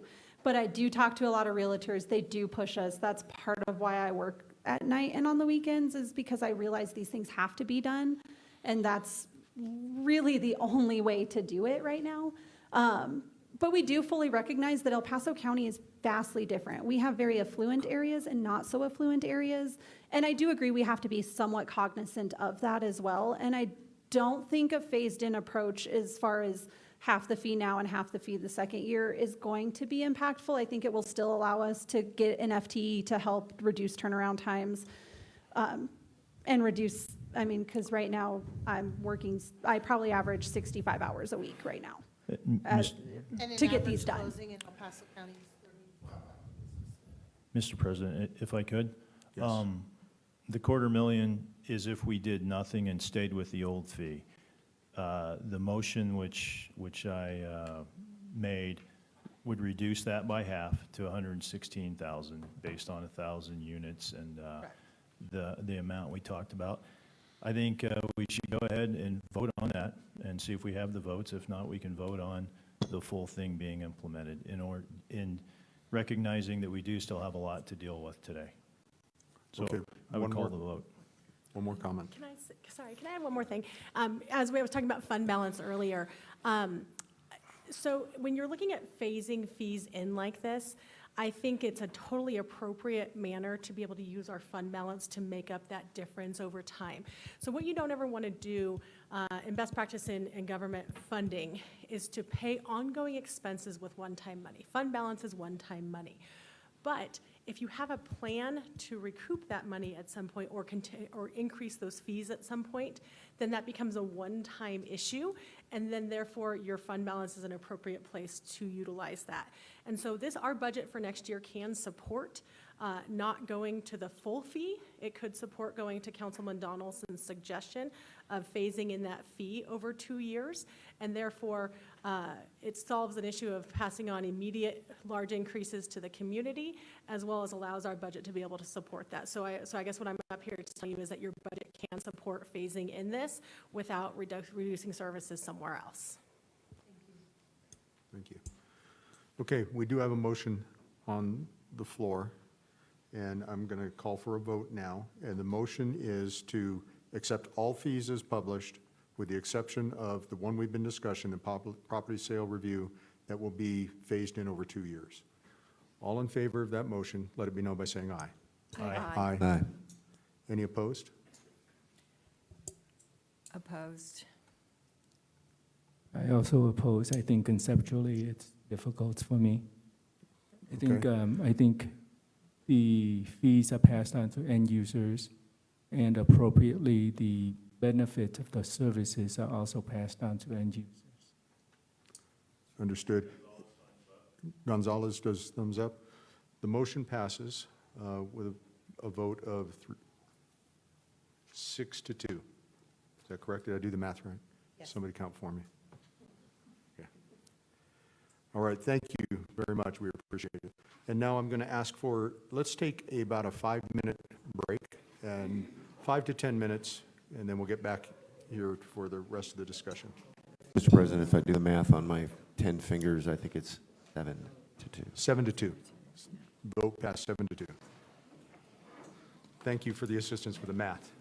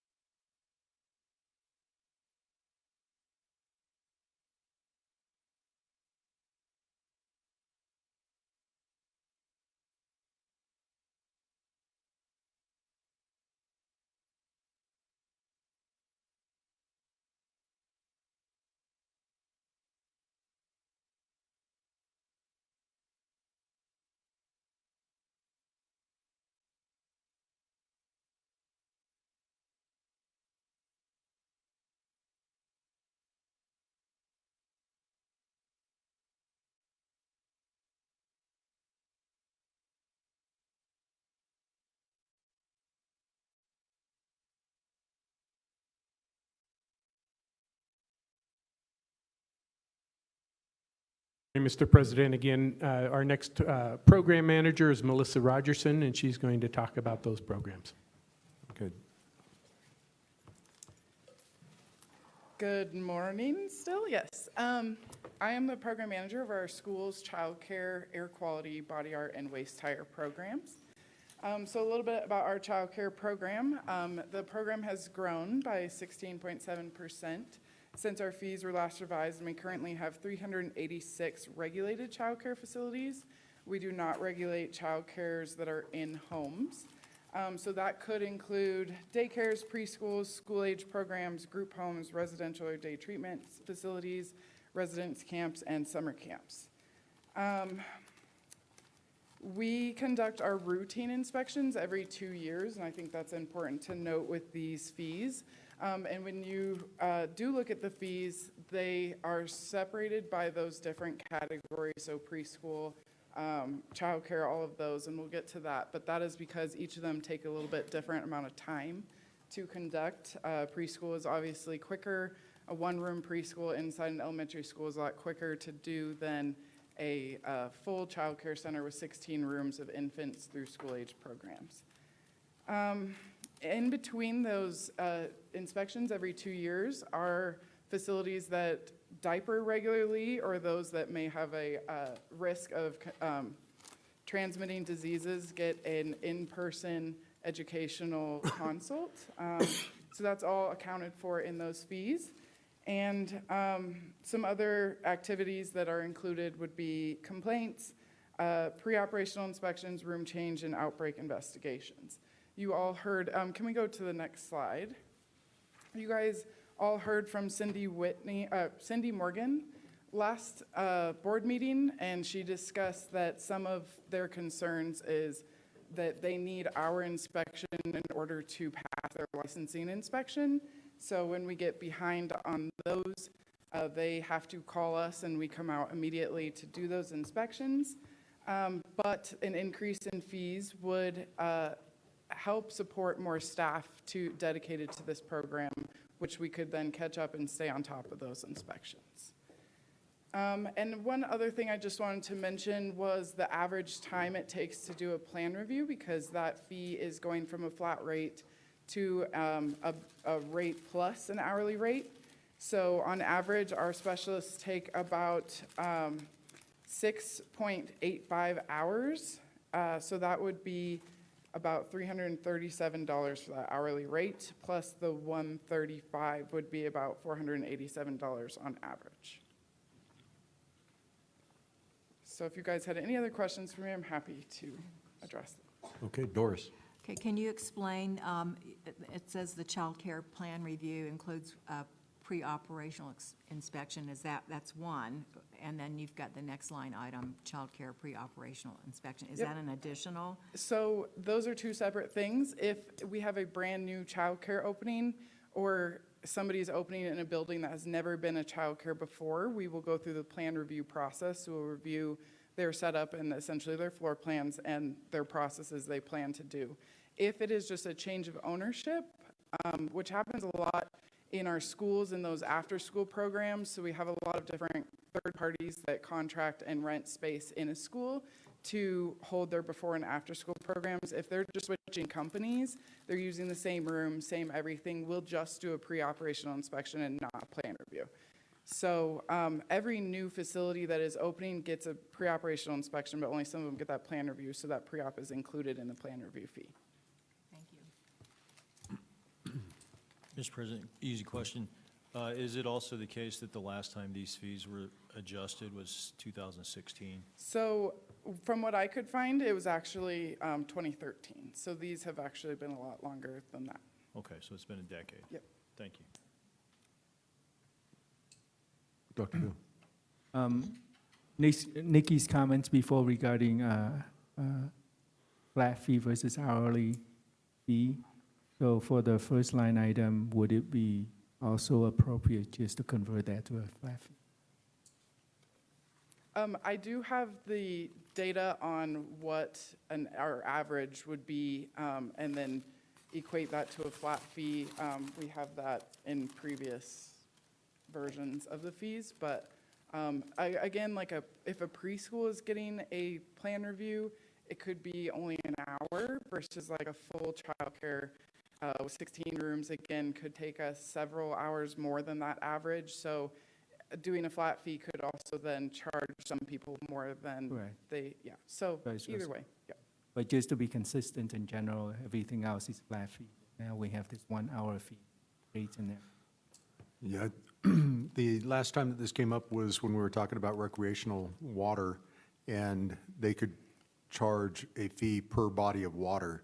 This is a little bit different. It would be like, I don't suppose we could charge a fee per room or something to change it. I think that sounds more complicated. It's possible I could break down the data to rooms to say, you know, this is how long it would take us to review each room.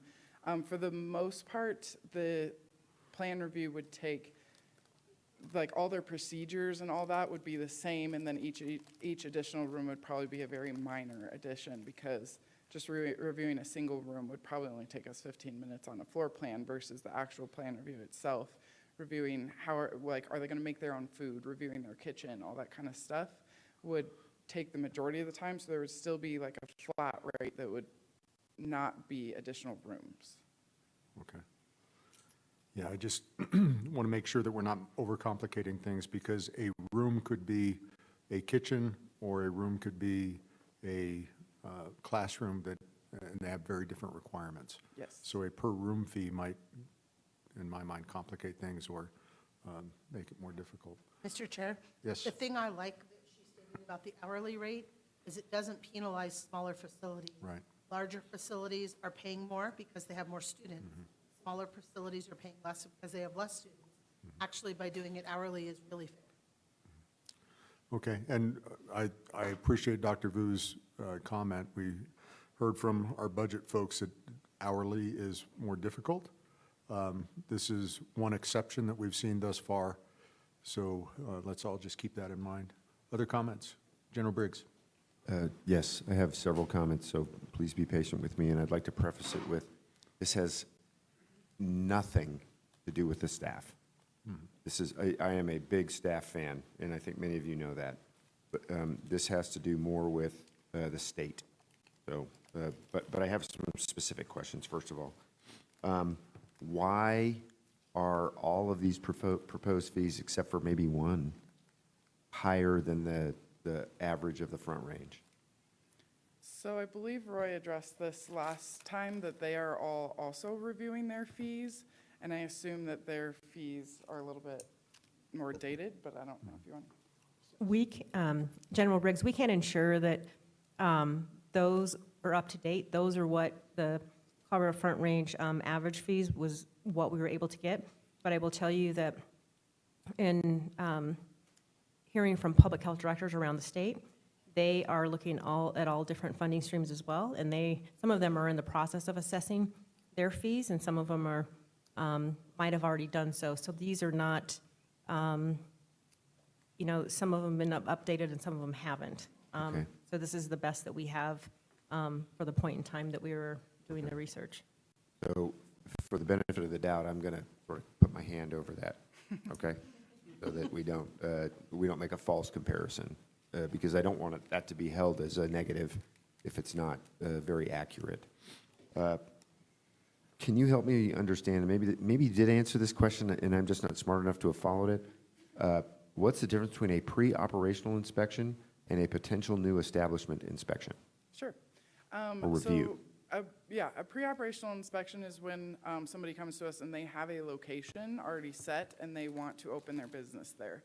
A potential new establishment is somebody who's looking at maybe different locations, and they have us come out. We go look at the location and tell them these are all the things you would need to change if you chose this location, and it allows them, before they sign a lease or they buy a property, to say like, oh, I don't want this property because too much will need to go into it to meet the requirements.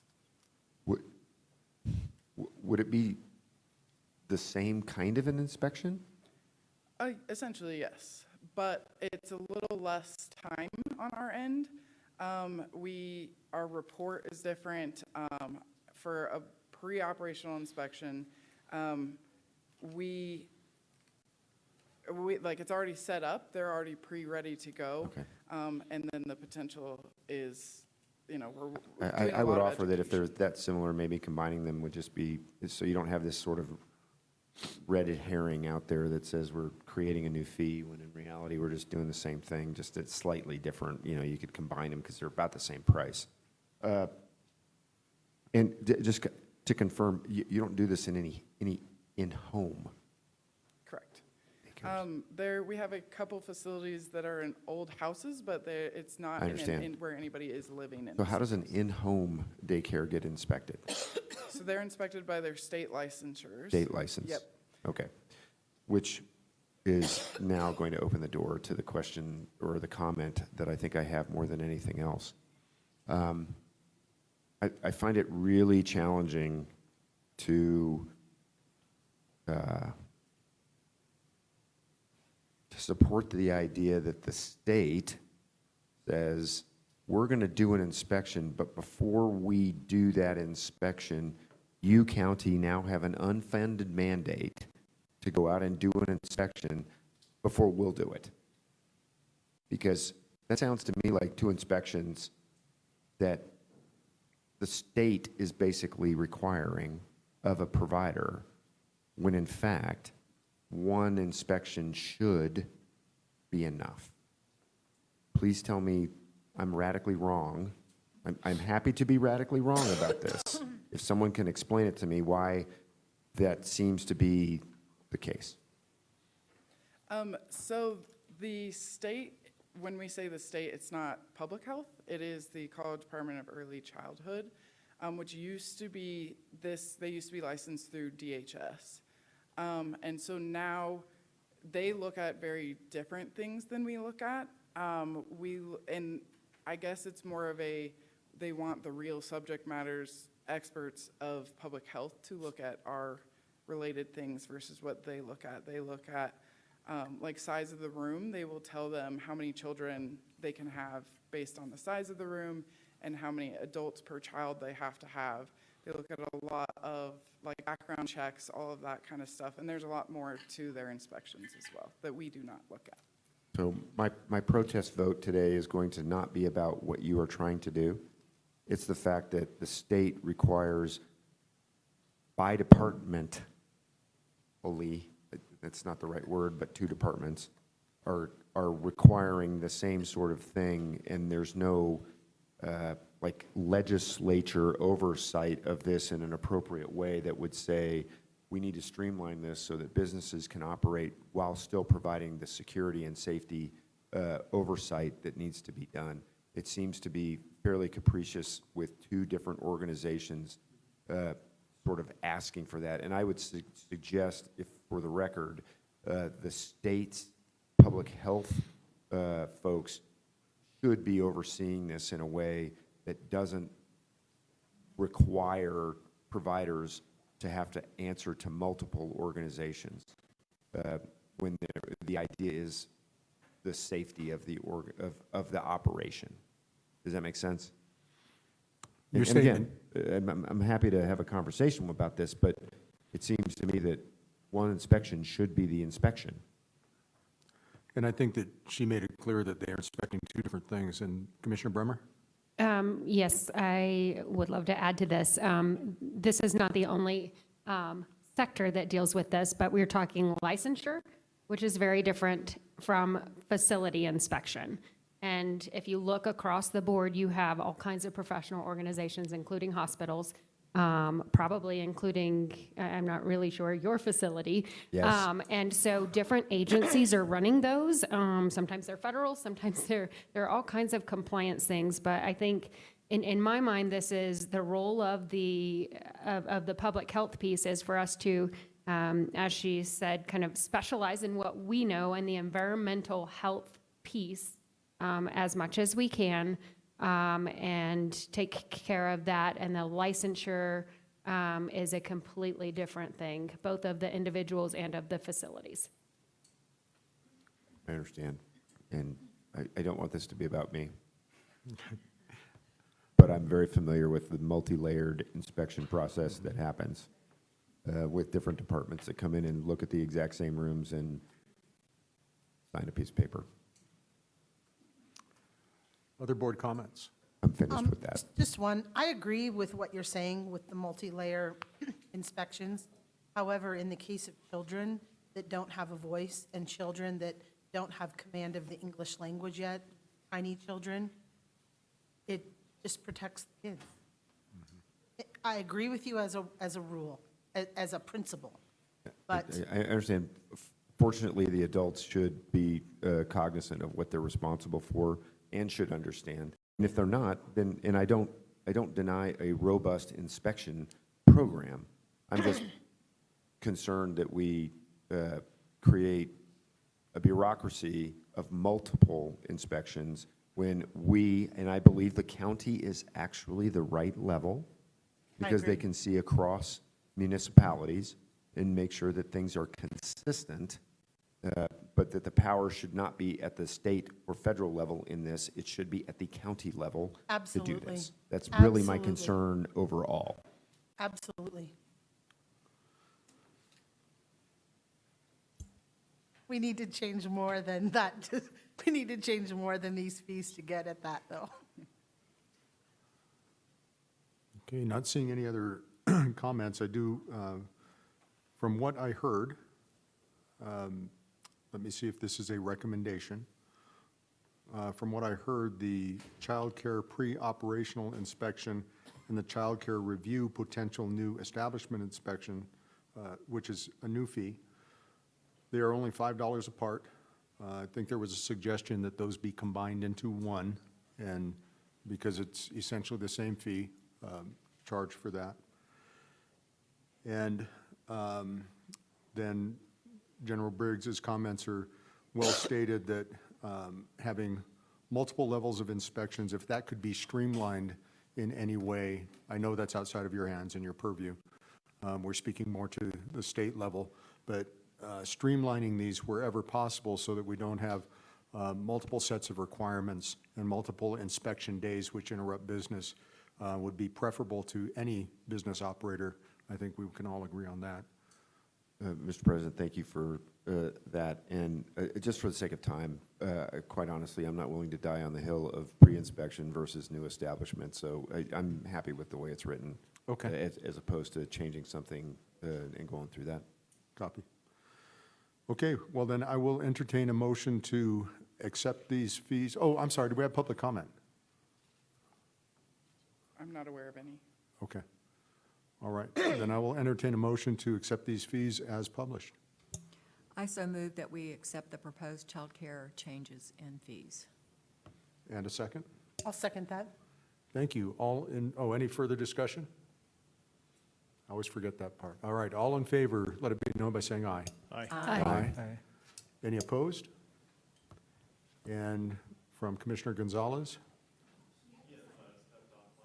Okay. All right, with those present, that passed unanimously. Moving on, thank you. Okay, next slide, please. Thank you. So as I mentioned, I'm also the program manager of our body art program, two very different programs. So in this program, we regulate mostly tattoos and piercings, but it could also include any other kind of modification to the body. So right now, we have 110 licensed and inspected body art facilities, and those receive an inspection annually. That inspection is included in their license fee. We do license them, so we conduct license renewals annually, which are due in January of each year. So these fees would be paid should be paid all at once unless new facilities open, and as they open, then they will get charged their new license fee. Much like childcare, we conduct complaints, plan reviews, pre-ops, and I did want to point out that all body artists are required to take our competency exam once every 2 years. This is one of the fees that is accrued by each artist versus all of the other fees that would be charged to the shop owner. And I did also just want to point out that since January of 2021, we've investigated 39 reports of unlicensed establishments, and we have successfully licensed 15 of those, and 13 are currently in the process of plan review, so they have applied for their license, or we are still in that investigative process. In this industry, we are there to prevent infectious diseases such as bloodborne pathogens. And these fees would assist us in supporting additional staff to work with the establishments and artists to do a comprehensive review of these regulations, to incorporate their most up-to-date industry standards. And that is usually their points, which you may have seen in the written comments that the public have provided. Next slide, please. With this, the plan review fee, much like childcare, would be changing to hourly. Very similar situations apply. Bigger facilities, or if people submit their application without all of their documentation, it could take longer versus like an hourly fee may push the industry to submit all of their information beforehand. It would make our plan review process a lot quicker, and we can work through that with the applicants prior to their application. Oftentimes they're calling us with questions, and we can make sure they're aware of that before they apply, we would need all of their information, such as a consent form, an aftercare form, all of that. We review that during a plan review. The average amount of time that we spend in a plan review is 5.42 hours. So that would be $275 hourly, with a total plus the $170 to be $445. Also, you'll notice the temporary event fee is changing to hourly. Now this, also to note that the temporary event vendor fee is new at the bottom. So this is kind of what we were talking about with childcare, where you're asking about room, like an additional room fee. That's what this would do, is we would charge the event coordinator of that hourly fee to review the event plans, and then each vendor that is added there after would have to pay the additional $83 to review their like booth setup. So each vendor would be each additional vendor would incur a fee. As part of that temporary event coordinator fee, that includes one vendor fee, because the majority of our events are just one single vendor, one single booth, or like one single owner. Versus we have had a couple big like tattoo expos in the past. Like this last year, we had one with 14 to 18, I can't remember what that was, but that many vendors. So at that time, they were charged that coordinator fee for each vendor versus each vendor paying the lesser price to just review their booth. Any questions for Body Art? Questions? General Briggs? I just had one question on the fees. How did it become more expensive to administer this exam if there's more artists coming in from $30 to $90? Why the $60 difference? Is there something new in the test that costs $60 more? So that was solely based on time spent of our staff and the direct cost of how long it takes us. Majority of that actually is our administrative staff when they come in to administer the test, and then to grade the test, and then to send them their certificate of completion. General Briggs? Yes, thank you. Again, I understand the requirement that that is set out there right now. Since I've been on the board, it is this particular responsibility of public health, I think, has been odd to me. Fundamentally or principally, I think it's an individual's choice if they want to get something like this, unlike what the mayor said, where these are children who are not of agency to figure out whether they can want to do something or not. Somebody wants to get a tattoo, and they want to go to somebody to get a tattoo, and that person gets them sick. That person who's doing that tattoo will probably not do many more of those. And I think this is a self-regulating industry. I don't think we need to be involved in it. That's just my personal opinion. I know that that's an outlier. And that's why I don't even support any of these fees, quite frankly, because I think this should be done by the market as opposed to an external agency deciding these things. So that's just my comment. I understand that that's an outlier, and I'm not here to argue that. May I respond to to General Briggs' comment? Certainly. So in terms of tattoos, obviously there are sharps that are involved, and the standard should actually be no different than a medical standard. I came of age during the AIDS pandemic.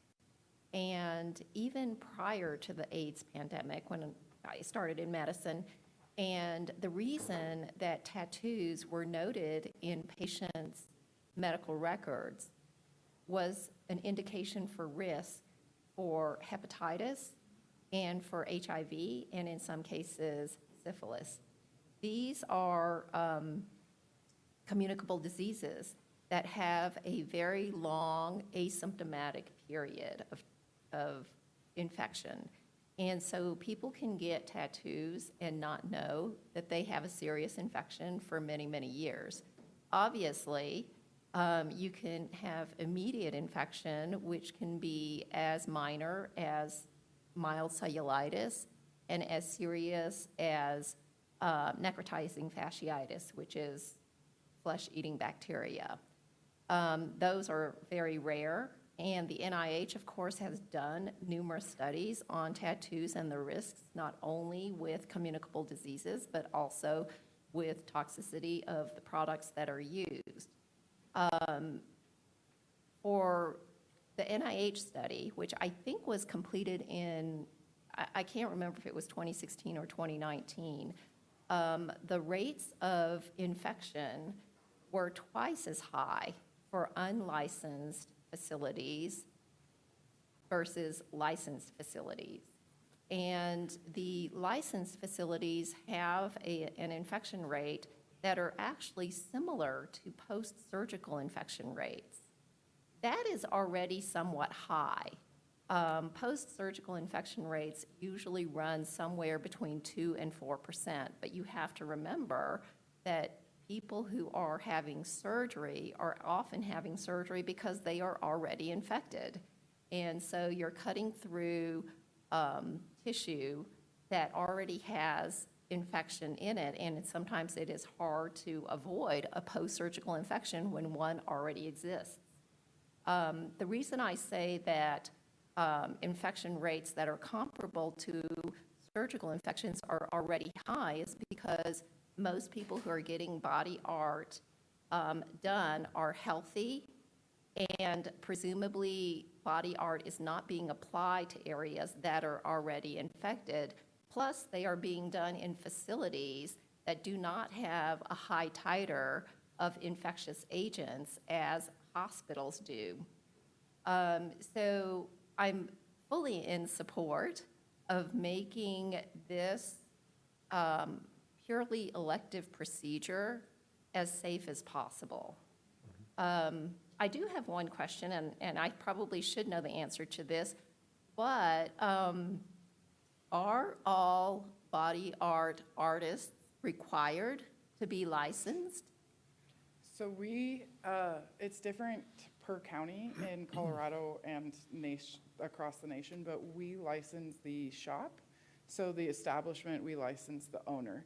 The artists take the exam, which is essentially test their knowledge on their daily activities based on our regulations. And this exam was put in place several years ago based on feedback from the industry that holds the artists accountable, because right at that moment we only cited violation to the owner if we found something wrong that an artist did. So this exam was put in place to assist with that, to ensure that all artists are also knowledgeable and held to a standard that they can conduct these procedures safely. Mm-hmm. So the artists are not licensed. The artists are not licensed, but the establishment is. But the artist can get licensed if so desired. In their own location, yes. Okay, okay. I think that the other thing that's important to note, which presumably the body art community knows, is that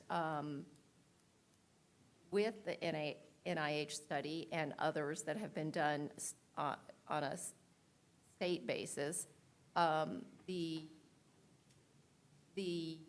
injuries are actually much more likely to happen to the artist than to the client. And it's simply because of exposure hours. Obviously, an artist is handling the needles all day long, and it is more likely that they may sustain a Sharps injury, and that rate is much, much higher than in the actual medical industry. And I do think that being well-educated and knowledgeable about how to avoid those injuries and also what to do in the event of an injury is very important and probably covered through the licensing exam. I think that nothing would impact a person's ability to earn more than having a Sharps injury and then having an unknown status. So I am in strong support of anything that would make it safer for both clients and providers in this area. Councilman Donaldson. Thanks, Mr. President. Just the same question. When's the last time these were raised or adjusted? I believe this was 2016. 16 on these. Two other quick questions. You know, you mentioned, hey, we found 30, I think it was low 30s unlicensed shops, and 16 of them are now licensed. Are they cited? It may not be by public health, but are they given a citation for that and then have to deal with? So I'm not sure outside of public health, but if we find an unlicensed facility, which is usually brought to us through a complaint, we first do our investigation and give them time to come submit an application. If not, in our regulations, we do have the ability to close their facility, post-closure signage on their door until they come get licensed. There's no, it's not a crime, or is it a crime? Do they get We have never, police? Never since done I've that? been in this position, we have not included any kind of Hypothetical law question, why shouldn't everybody just do it that way then? Just operate for free until you get caught? That is a lot of their mindset, and that's a lot of our time is spent trying to license them. And then final question, this is for my own curiosity, but I think everybody will be interested. You mentioned tattoos, piercings, and other body modifications. I'm going to brace myself. Tell me what that might be. So per our regulations, it would be branding, sculpting, scarification, and we also have, in the past, I don't think anybody's currently doing it, but like suspensions, Yeah. which is what you would brace yourself for. I still Yeah. brace myself for that. And we are authorized by the state to inspect those, is that? This is actually the board's regulations. So the board has decided in the past that you would inspect brandings and scarifications and suspensions. There's a lot of history here, and I can't remember, it was back in 2008 or 2009 when we were sustaining significant cuts, and we... To our budget or to someone? I'm sorry, to our budget. And at that time, I know that the body art industry, many of them were highly engaged with our board and actually seeking to be regulated and to, for us to provide inspections because they wanted to be seen as legitimate and safe. And we had, I mean, I think Doris, you probably were here, but we had, auditoriums filled with reputable body artists, and what happened at that time, the industry worked with us to actually develop the regulations and then go through the process with the board for the hearing. But that's the history with that. So it was really initiated, and it was very heavily in the media that they wanted to be regulated and seen as legitimate. And I understand that, years and times have changed, and we have public comments also that are written and through electronic as well. So not everyone, feels the same, and I don't think anyone would be happy about fee increases. I know I'm not happy when I get those either. So, and again, I mean, this is, not about making a profit. It's just about covering costs and protecting public health. But that's the history for the local regulations. Do we do many of those other inspections of those other, I don't know if we call it procedures, but, If they do it in their shop, then yes, but oftentimes those type of things are done at a temporary event, and those are licensed and inspected. okay, that's enough for me, thanks. Okay, Dr. Vu. My only comment is the same in terms of the hourly rate. Yeah, I think you made thank you for clarifying that earlier. Okay, hearing all of the discussion, I don't have anything to add in seeking a motion and a second. So I'll be looking for a motion and a second to accept these rate increases. Oh, I'm sorry, do we have public comment? No one here for public comment. All right, then I'll be looking for a motion to accept these rate increases as published. I move that we accept the rate increases for the proposed body art Thank you, Doris. industry. And a second? I'll second. Okay, and thank you, Dr. Chan.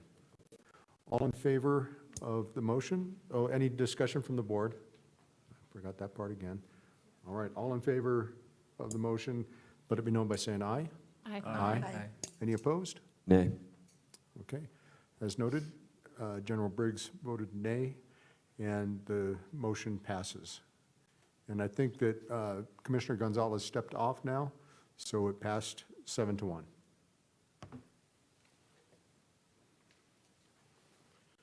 Thank you, Mr. President. Next, we have Sammy Jo Lawson, and she's going to speak on the Retail Food Special Events Program.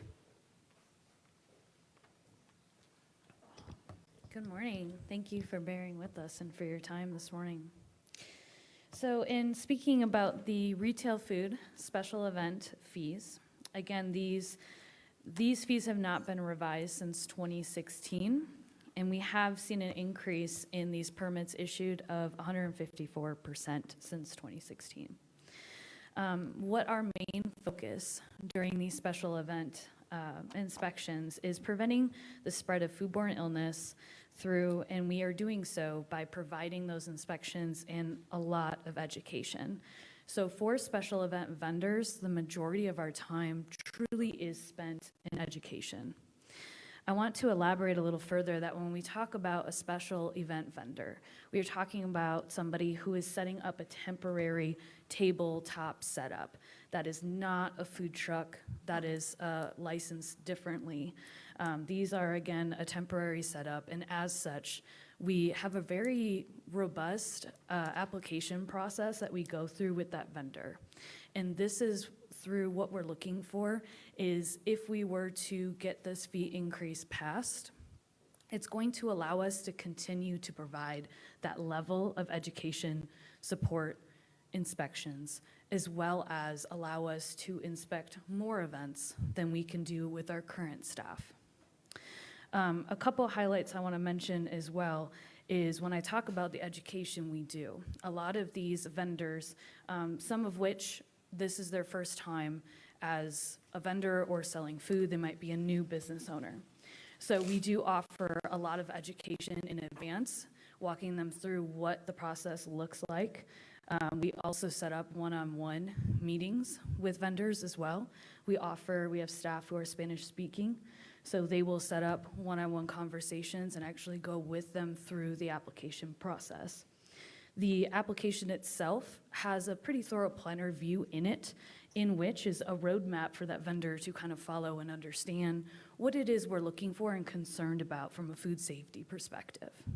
So things in this application cover where are you going to obtain your water from? Where are you going to dump your gray water? Do you have to do a lot of food prep in advance? If so, where are you going to do that? How are you going to safely do that? How are you going to transfer that food? Something like large volumes of food that might have to be cooled and reheated. There's a lot that goes into a special event permit. So I just wanted to give you a little bit of that background. Next slide, please. So the fees that you see before you, a few other things I want to highlight. You are seeing an increase, but also you are seeing a change in category than what we have currently. So currently, we have 6 different categories for special event vendors. What you're seeing listed in that current fee column, I want to specify that that $75 current fee is actually for 1 day. In addition to that, there is a 2 to 8 day option as well. You'll notice with these proposed fees, we're moving away from looking at days, and we're just merely focusing on event. Because when looking at a cost recovery, we are only going to inspect that vendor once, whether it's a 1-day event, a weekend event, or the county fair for a whole week. We're not going to do more than 1 inspection unless there's an issue that we need to address. So that is the reasoning for the change in category. I also want to point out that you'll notice there's a difference between limited and full. We have that same difference currently. The reason for that is a limited menu is much smaller in the scope of risks, such as squeezed lemonade or funnel cakes, as opposed to hamburgers, turkey legs, tacos, that sort of thing. So as such, there's different time required on the front end of the application process as well as the inspection. So that is also the reason in the price difference there. And what you are seeing is a full covering the cost of exactly what time we are spending on average for each vendor in these different services, whether it's we're inspecting them for 1 event or if we know we're going to see them for multiple events. To clarify, the multiple event permit would allow the vendor to operate at there's no cap on how many events they could do within that calendar year. So that is January through December as well. I'll stop there if you have any questions. Okay, Councilman Donaldson. Does the multiple event license, do you go out and inspect them each time at each event? So currently, to give you reference, this year we inspected 12 events. So depending on, again, which events we're at, we likely do see these multiple event vendors more than once, but I can't say that we see every single one multiple times. But if I'm a vendor, I come and get the multiple event license, you're going to inspect me the first time, but then the rest of the year you may not inspect me. Is that correct? Unless you happen to be there for someone else who's doing it for the first time. Is that right? That is possible. I will say, though, through the application process, we ask what events they're planning to go to. That is also factored into how we select which events we're going to be at. Okay. Thanks. You're welcome. I guess I'm confused by events. Is events a wine festival, a church festival? What is an event? A farmer's market? What is an event? Great question. So what we consider an event is specifically something that is an organized event, usually a city, county, or we do include farmers markets. And I think it's really important to note that, again, the only reason you're seeing special event fees in the retail food program is this is the only area that we have the ability to set at the local level. Because of that, there is a very different approach, different fee structure, different categories. It's vastly different across the state of Colorado as well. So to follow up on that, a special event vendor permit fee with a limited menu. So let's say they have, I don't know, lemonade and a hamburger, right? The current fee is $235 for multiple events. So they're at the farmer's market. They have a table set up with their fresh squeezed lemonade, and that they pay a $340 proposed fee to be inspected by you should you show up, and they pay the fee to the farmer's market for having a booth. So they pay 2 fees, and they don't know if you're going to show up or not. I just want to make sure I understand your question. Are you saying that they're going to pay regardless of whether or not we inspect them more than one time? Yes, because it says multiple event. You ask them how many, I'm doing 9 farmers markets next year, so now they're gonna pay $340 as opposed to $235. They're paying their farmers market fees already, whatever that is, $50 a week or whatever that is. Plus, they're gonna pay a multiple event fee, but they don't know if you're gonna show up to inspect them. Correct, and I think this comes back to the point of the trouble with trying to anticipate that. If we were to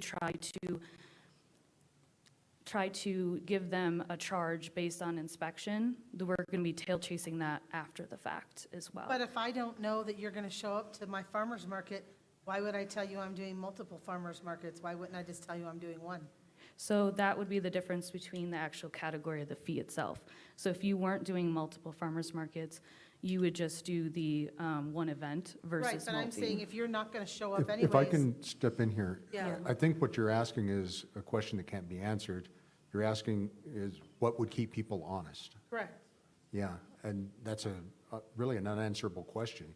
I think personal integrity is what would keep them honest.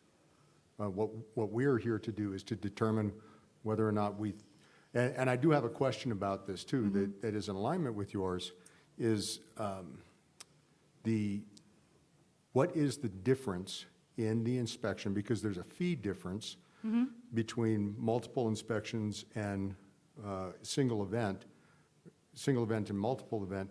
What is the difference in the inspection? What are they paying for that has a cost difference? Sure, so in these proposed fees, the difference that you're seeing is reflected specifically on the inspection side. So these fees are based off of the average that we are going to see them at least twice. So the extra adding $100 is for, then added inspection, travel time, as well as any additional administrative tasks that come to I play. guess I'm confused because they said they may not go back Yeah. out.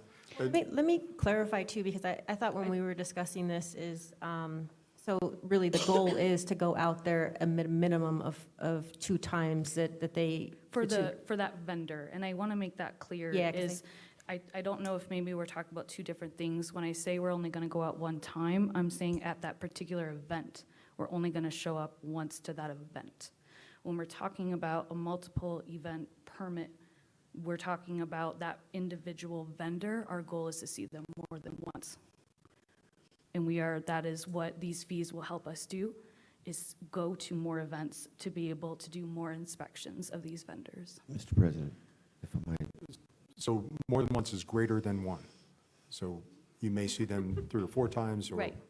And we twice. do see that. There are some vendors that get Sorry.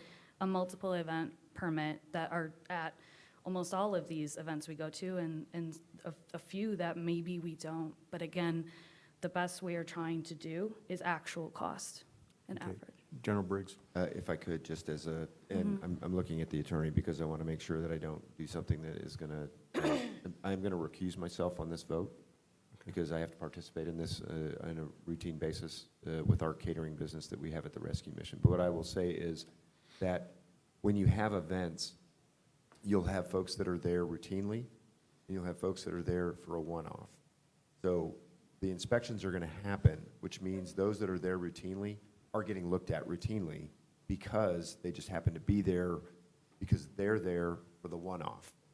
So every time you have an event, if you have a one-off, they're coming, and we happen to be there at the same time as well, so we'll probably get inspected again. So we get inspected multiple times. So it's not a one, if you will, even if it's a multiple event. Does that help explain? And I'm recusing myself when I'm looking at you. Understood, sir. Okay. Okay. Commissioner Bremer. I want to ask kind of a bigger picture question, and that is, do we currently license food trucks in general? Yes. And so there's a separate process for that. Is that done by the county or the city, or it's done by us by retail food? So what is the difference in, how long is that licensure good for? For a mobile unit, are you asking? Or A mobile unit. So that is an annual license. That's an annual license. So if the same vendor is using that same truck that's been inspected to go to multiple events throughout the year, throughout the county, we're re-inspecting that same truck at that event and requiring another fee for that event as well. I want to clarify. So are Okay. you asking if the food truck would get a special event charge as well as their mobile unit? Is that what you're asking? Yes. Okay, so they would not. There is one exception to that I want to clarify, is if you have a food truck that is licensed, but they want to add additional prep work or equipment off of their unit, which we see once in a while, at that point it would trigger a special event permit because that food truck license is covering the unit, not the additional equipment or prep they are now adding off of the unit itself. I will say that's a more rare case, but that is the only exception to that. Otherwise, a food truck would not owe us any additional licensing fees or inspection fee. If I may, that's bigger vendors. So imagine you have a well-established business that has a truck where they cook the food in, but then they have multiple places around an event where they are selling the food that they've prepared in a truck. Now and then they transport it because the event is big, or think of, like a sports event or something like that. Then you've got different places that are trying to, or that are selling. So you have to look at that. So to clarify, these proposed changes in this category are not inclusive of already licensed food trucks operating within their current license. That is correct. Okay. Thank you. You're welcome. I have a question as well. Mhm. I just want to make sure I understand. You're going from 8 categories to 4 categories, right? 6 down. 6 to 4, okay. And so all of these this is a separate question. All of these comments that came in online, which are mostly about food trucks, don't even pertain to this fee structure, right? That is correct from what I've seen. Like I said, there is the one situation where if they were operating outside of their licensed mobile, they would be affected. But if they are truly operating within the means of their unit, this would not affect them. Okay. And so what exactly is the difference between a limited menu and a full menu? I mean, if somebody has a cooked item like a hamburger or a taco that is just one item, is that a limited menu or is that a full menu? Great question. So the way we determine limited versus full is actually the exact same way in a brick and mortar. We would decide limited versus full, a restaurant license. So what you're looking at is the food product itself. Is it commercially prepared or are they starting raw? Are they reheating a commercial product or are they cooking beans, rice, cooling, reheating? So it's all about the actual risk and the foodborne illness risk that would trigger somebody from a limited to a full menu. So it's not just items, number of items on the list? Correct. It's the actual risk of the individual item. All right, our numbers are depleting, so let me see if I can call for a motion and a second on this. We do I'm have, sorry, we we do have a have public comment? a public comment. I'm sorry about that. Yes. Thank you for Hello, my name is Corey Arcaris. I know many of you here. I am the board chair for Thrive. It is an entrepreneurship program that's the fiscal sponsor for Fiestas Patrias here in Colorado Springs. And Fiestas has now been in effect for 2 years, and we had over 43,000 people attend this past year, with an economic impact of about $3.2 million to the city. And we derive that number from the number where people are coming from, if they purchase, a full tank of gas, if they purchase items at the event, all of those things. So first, I want to say that I definitely recognize the challenges that public health has. Looking at the numbers here, you can tell that, COVID money is going away at the same time that our our city is growing quite a bit, and our county is growing. We have 130,000 Latinos in our county. 80,000 reside in our city, and 50,000 reside out in the county. So I certainly appreciate the difficult task that Susan and her team have to deal with some of the things that are coming up. We're growing, but money's going away. I'm here to propose a potential solution, community, and that we're utilizing the community. And I voiced this on the online things. When this was first sent to us, we are looking at a 231% increase for the special event vendor permit for one event. For multiple events, it's about 198% increase. This is significant. And while I realize that public health is trying to cover their cost, we're in alignment that that needs to happen. We understand it has not happened in a very long time. But our concern is that it will depress participants to events like ours. We did a calling campaign to our food vendors, and about 70% expressed serious concern that they may not be able to participate. Thrive as an entrepreneurship program, the reason we're the fiscal sponsor of Fiestas Patrias is because we help them with the business technical assistance and help them launch their businesses at the event. So it is an entrepreneurial event, because many of our Spanish-speaking business owners do not participate in citywide events because they don't have the education and somebody really to hold their hands. Public health has come alongside us. We've converted all the documents into Spanish. We have vendor meetings. We walk our vendors through what needs to happen, make sure they understand. We have supplies on hand, like fire extinguishers, and making sure they understand what the importance of Ma'am, I'm going to ask you to... Sure. I just want to ask if, in talking to Krista Latier, the Economic Development Director for the county, and Shauna Liebert with the city, if we could propose a rubric by which an exemption could be made to small disadvantaged businesses who are maybe haven't been in business for more than 2 years, have low revenues. So I ask that if a motion be made to accept these rates, that it be made with, to allow an exemption with a rubric that is approved by the Colorado Springs Small Business Advancement Group. Thank you. I'm just asking for an exemption for not to depress the economic impact these new businesses make to our city. Thank you. Thank you. Oh, I have a question for you. Sure. Okay, so you said that your event generated $3.2 million in economic impact.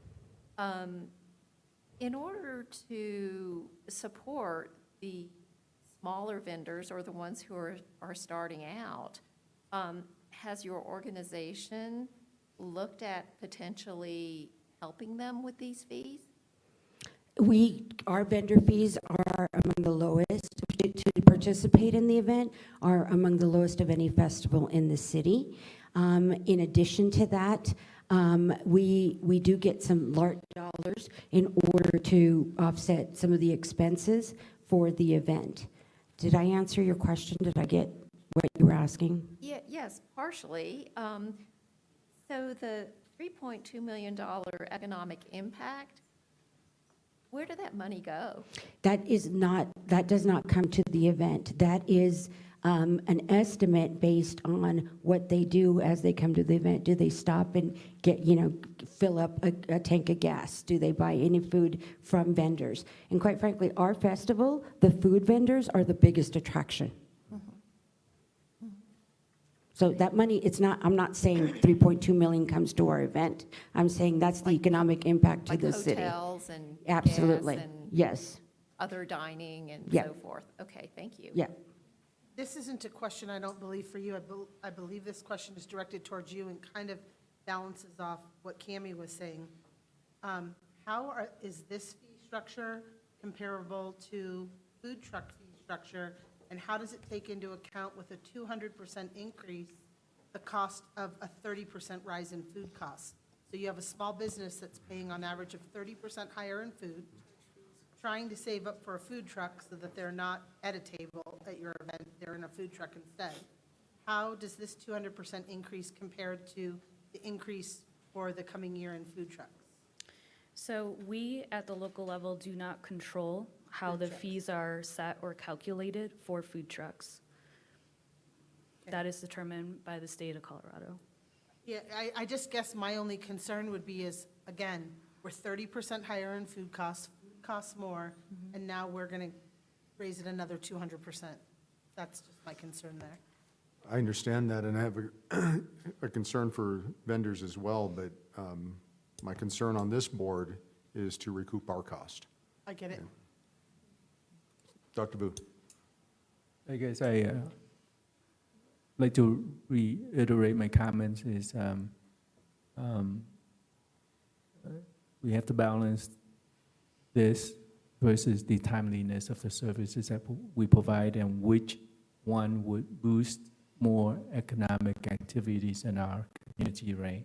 So what I'm hearing from our community is that our community is willing to pay a higher fee in general, but in return, our community is expecting us to provide a more timely service. And Commissioner, or Councilman Donaldson. Yes, thank you, Mr. President. I would just point out that Fiesta Patria has received $110,000 in LART funding in '23, and it right now is recommended for $138,000 in '24. It's one of the most, gets one of the largest amounts of events here in the Springs. And the way I see this is I think we should set the rates as what we believe they should be. If the county or the city then wants to subsidize certain applicants, that would be a separate track, or that's something else. And so I will, when you're prepared, I'll make a motion for these fees. Okay. Other comments? Okay, I will be entertaining a motion to accept these fees as published, and followed by a second. So I would move approval of the retail food special event charges as depicted on the schedule here. And a second? I'll second. Okay, thank you. Dr. Chan? All in favor, additional comment from board? All right, all in favor of accepting these fees as they've been published, let it be known by saying aye. Aye. Aye. Any opposed? And abstain. We have General Briggs abstains, and that vote passes unanimously with 1, 2, 3, 6 of us that are still here. And apologies from our Vice President, Doris Ralston, who had to step out for another engagement. Thank you very much. Thank you all.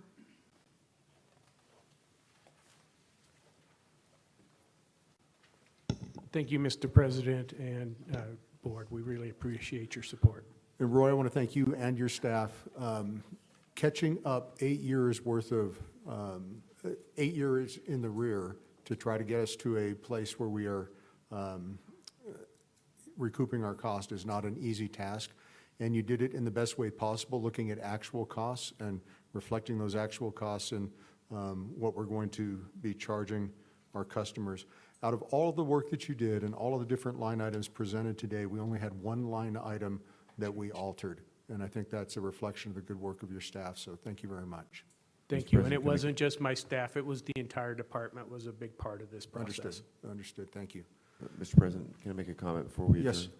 Yes. I would recommend that this become a biannual process as opposed to whatever the process was before, just so that it doesn't have the shock factor that it has now. So I would make that proposal for consideration. Absolutely. I'm not saying we vote on it, I'm just saying for consideration. Absolutely, and I reiterate that. I think that we need to look at these at least biannually to make sure that we don't get in this kind of a catch-up again. It is a shock to anyone's system, and for the small vendors in particular, when we're going up by 200% in our fees, that's a big pill to swallow, and if we can do it on a more timely basis in all different areas, then we don't have that shock effect on our customers. So please keep that in mind. I just wanted to ask our county attorney, so last month, the board passed a resolution to set a public hearing, and then the voting occurred today. Is there anything else that we need to do? The fees, the increases will be in effect January 1, 2024? Correct, ma'am. It appears that the board voted on each of those items separately, the lettered items, so I don't think that number 2 is relevant any longer. Okay, director's report. I don't have anything to add, but I would say is that, with this process, it's, in 2016 or even 2013, it's been a while since the agency has evaluated the fees, and we are looking towards evaluating, all agency fees. We are not trying to make a profit. We are trying to cover our costs and stay viable as we provide public health protection for the community.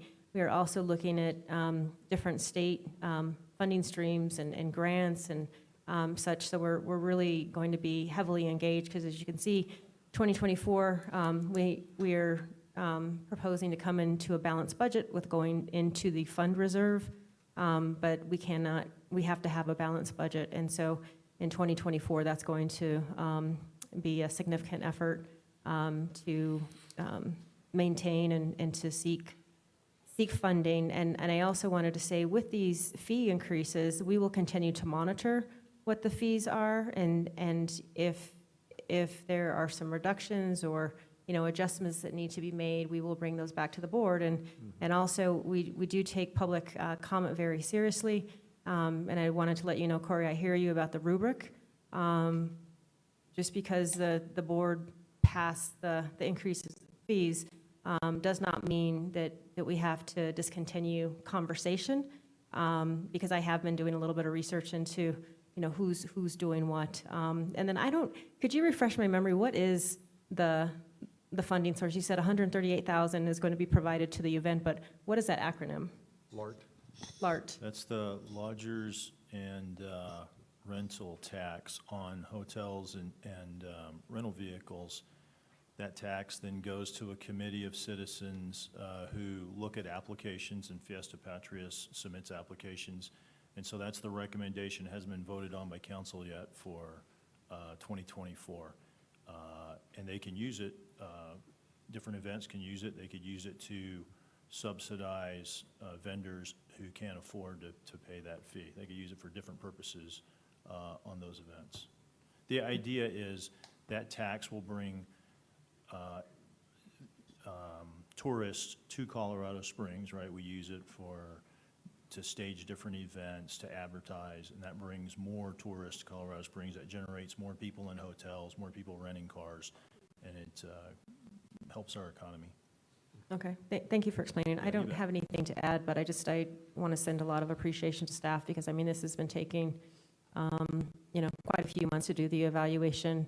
And, even outside of environmental health, there have been, a lot of support and help, even from county finance and budget, and the expertise to evaluate the fees and to make this proposal. So thank you.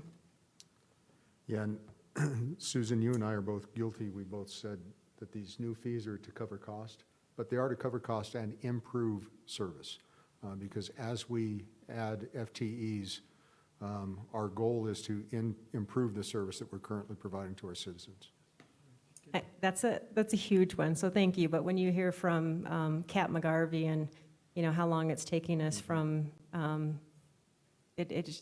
we need some staffing, we need some trained staffing, and we need time to do some recruitment into hiring and then get them out into the field. And it is absolutely about improving response times, customer service, and we're a quality improvement agency. And I greatly appreciate that you didn't didn't leave that out. Thank you. Okay, Dr. Vu. Very quickly, can I also remind us that these fees actually don't allow us to recover our full cost. It only allows us to recover our direct cost and not the indirect cost. Okay, with that, I'm going to entertain a motion to adjourn this meeting of the Board of Health. Councilman Donaldson, so moved. Thank you. Need a second? Second. Commissioner Bremer, thank you. And all in favor of adjournment, let it be known by saying aye. Aye. Aye. Thank you all.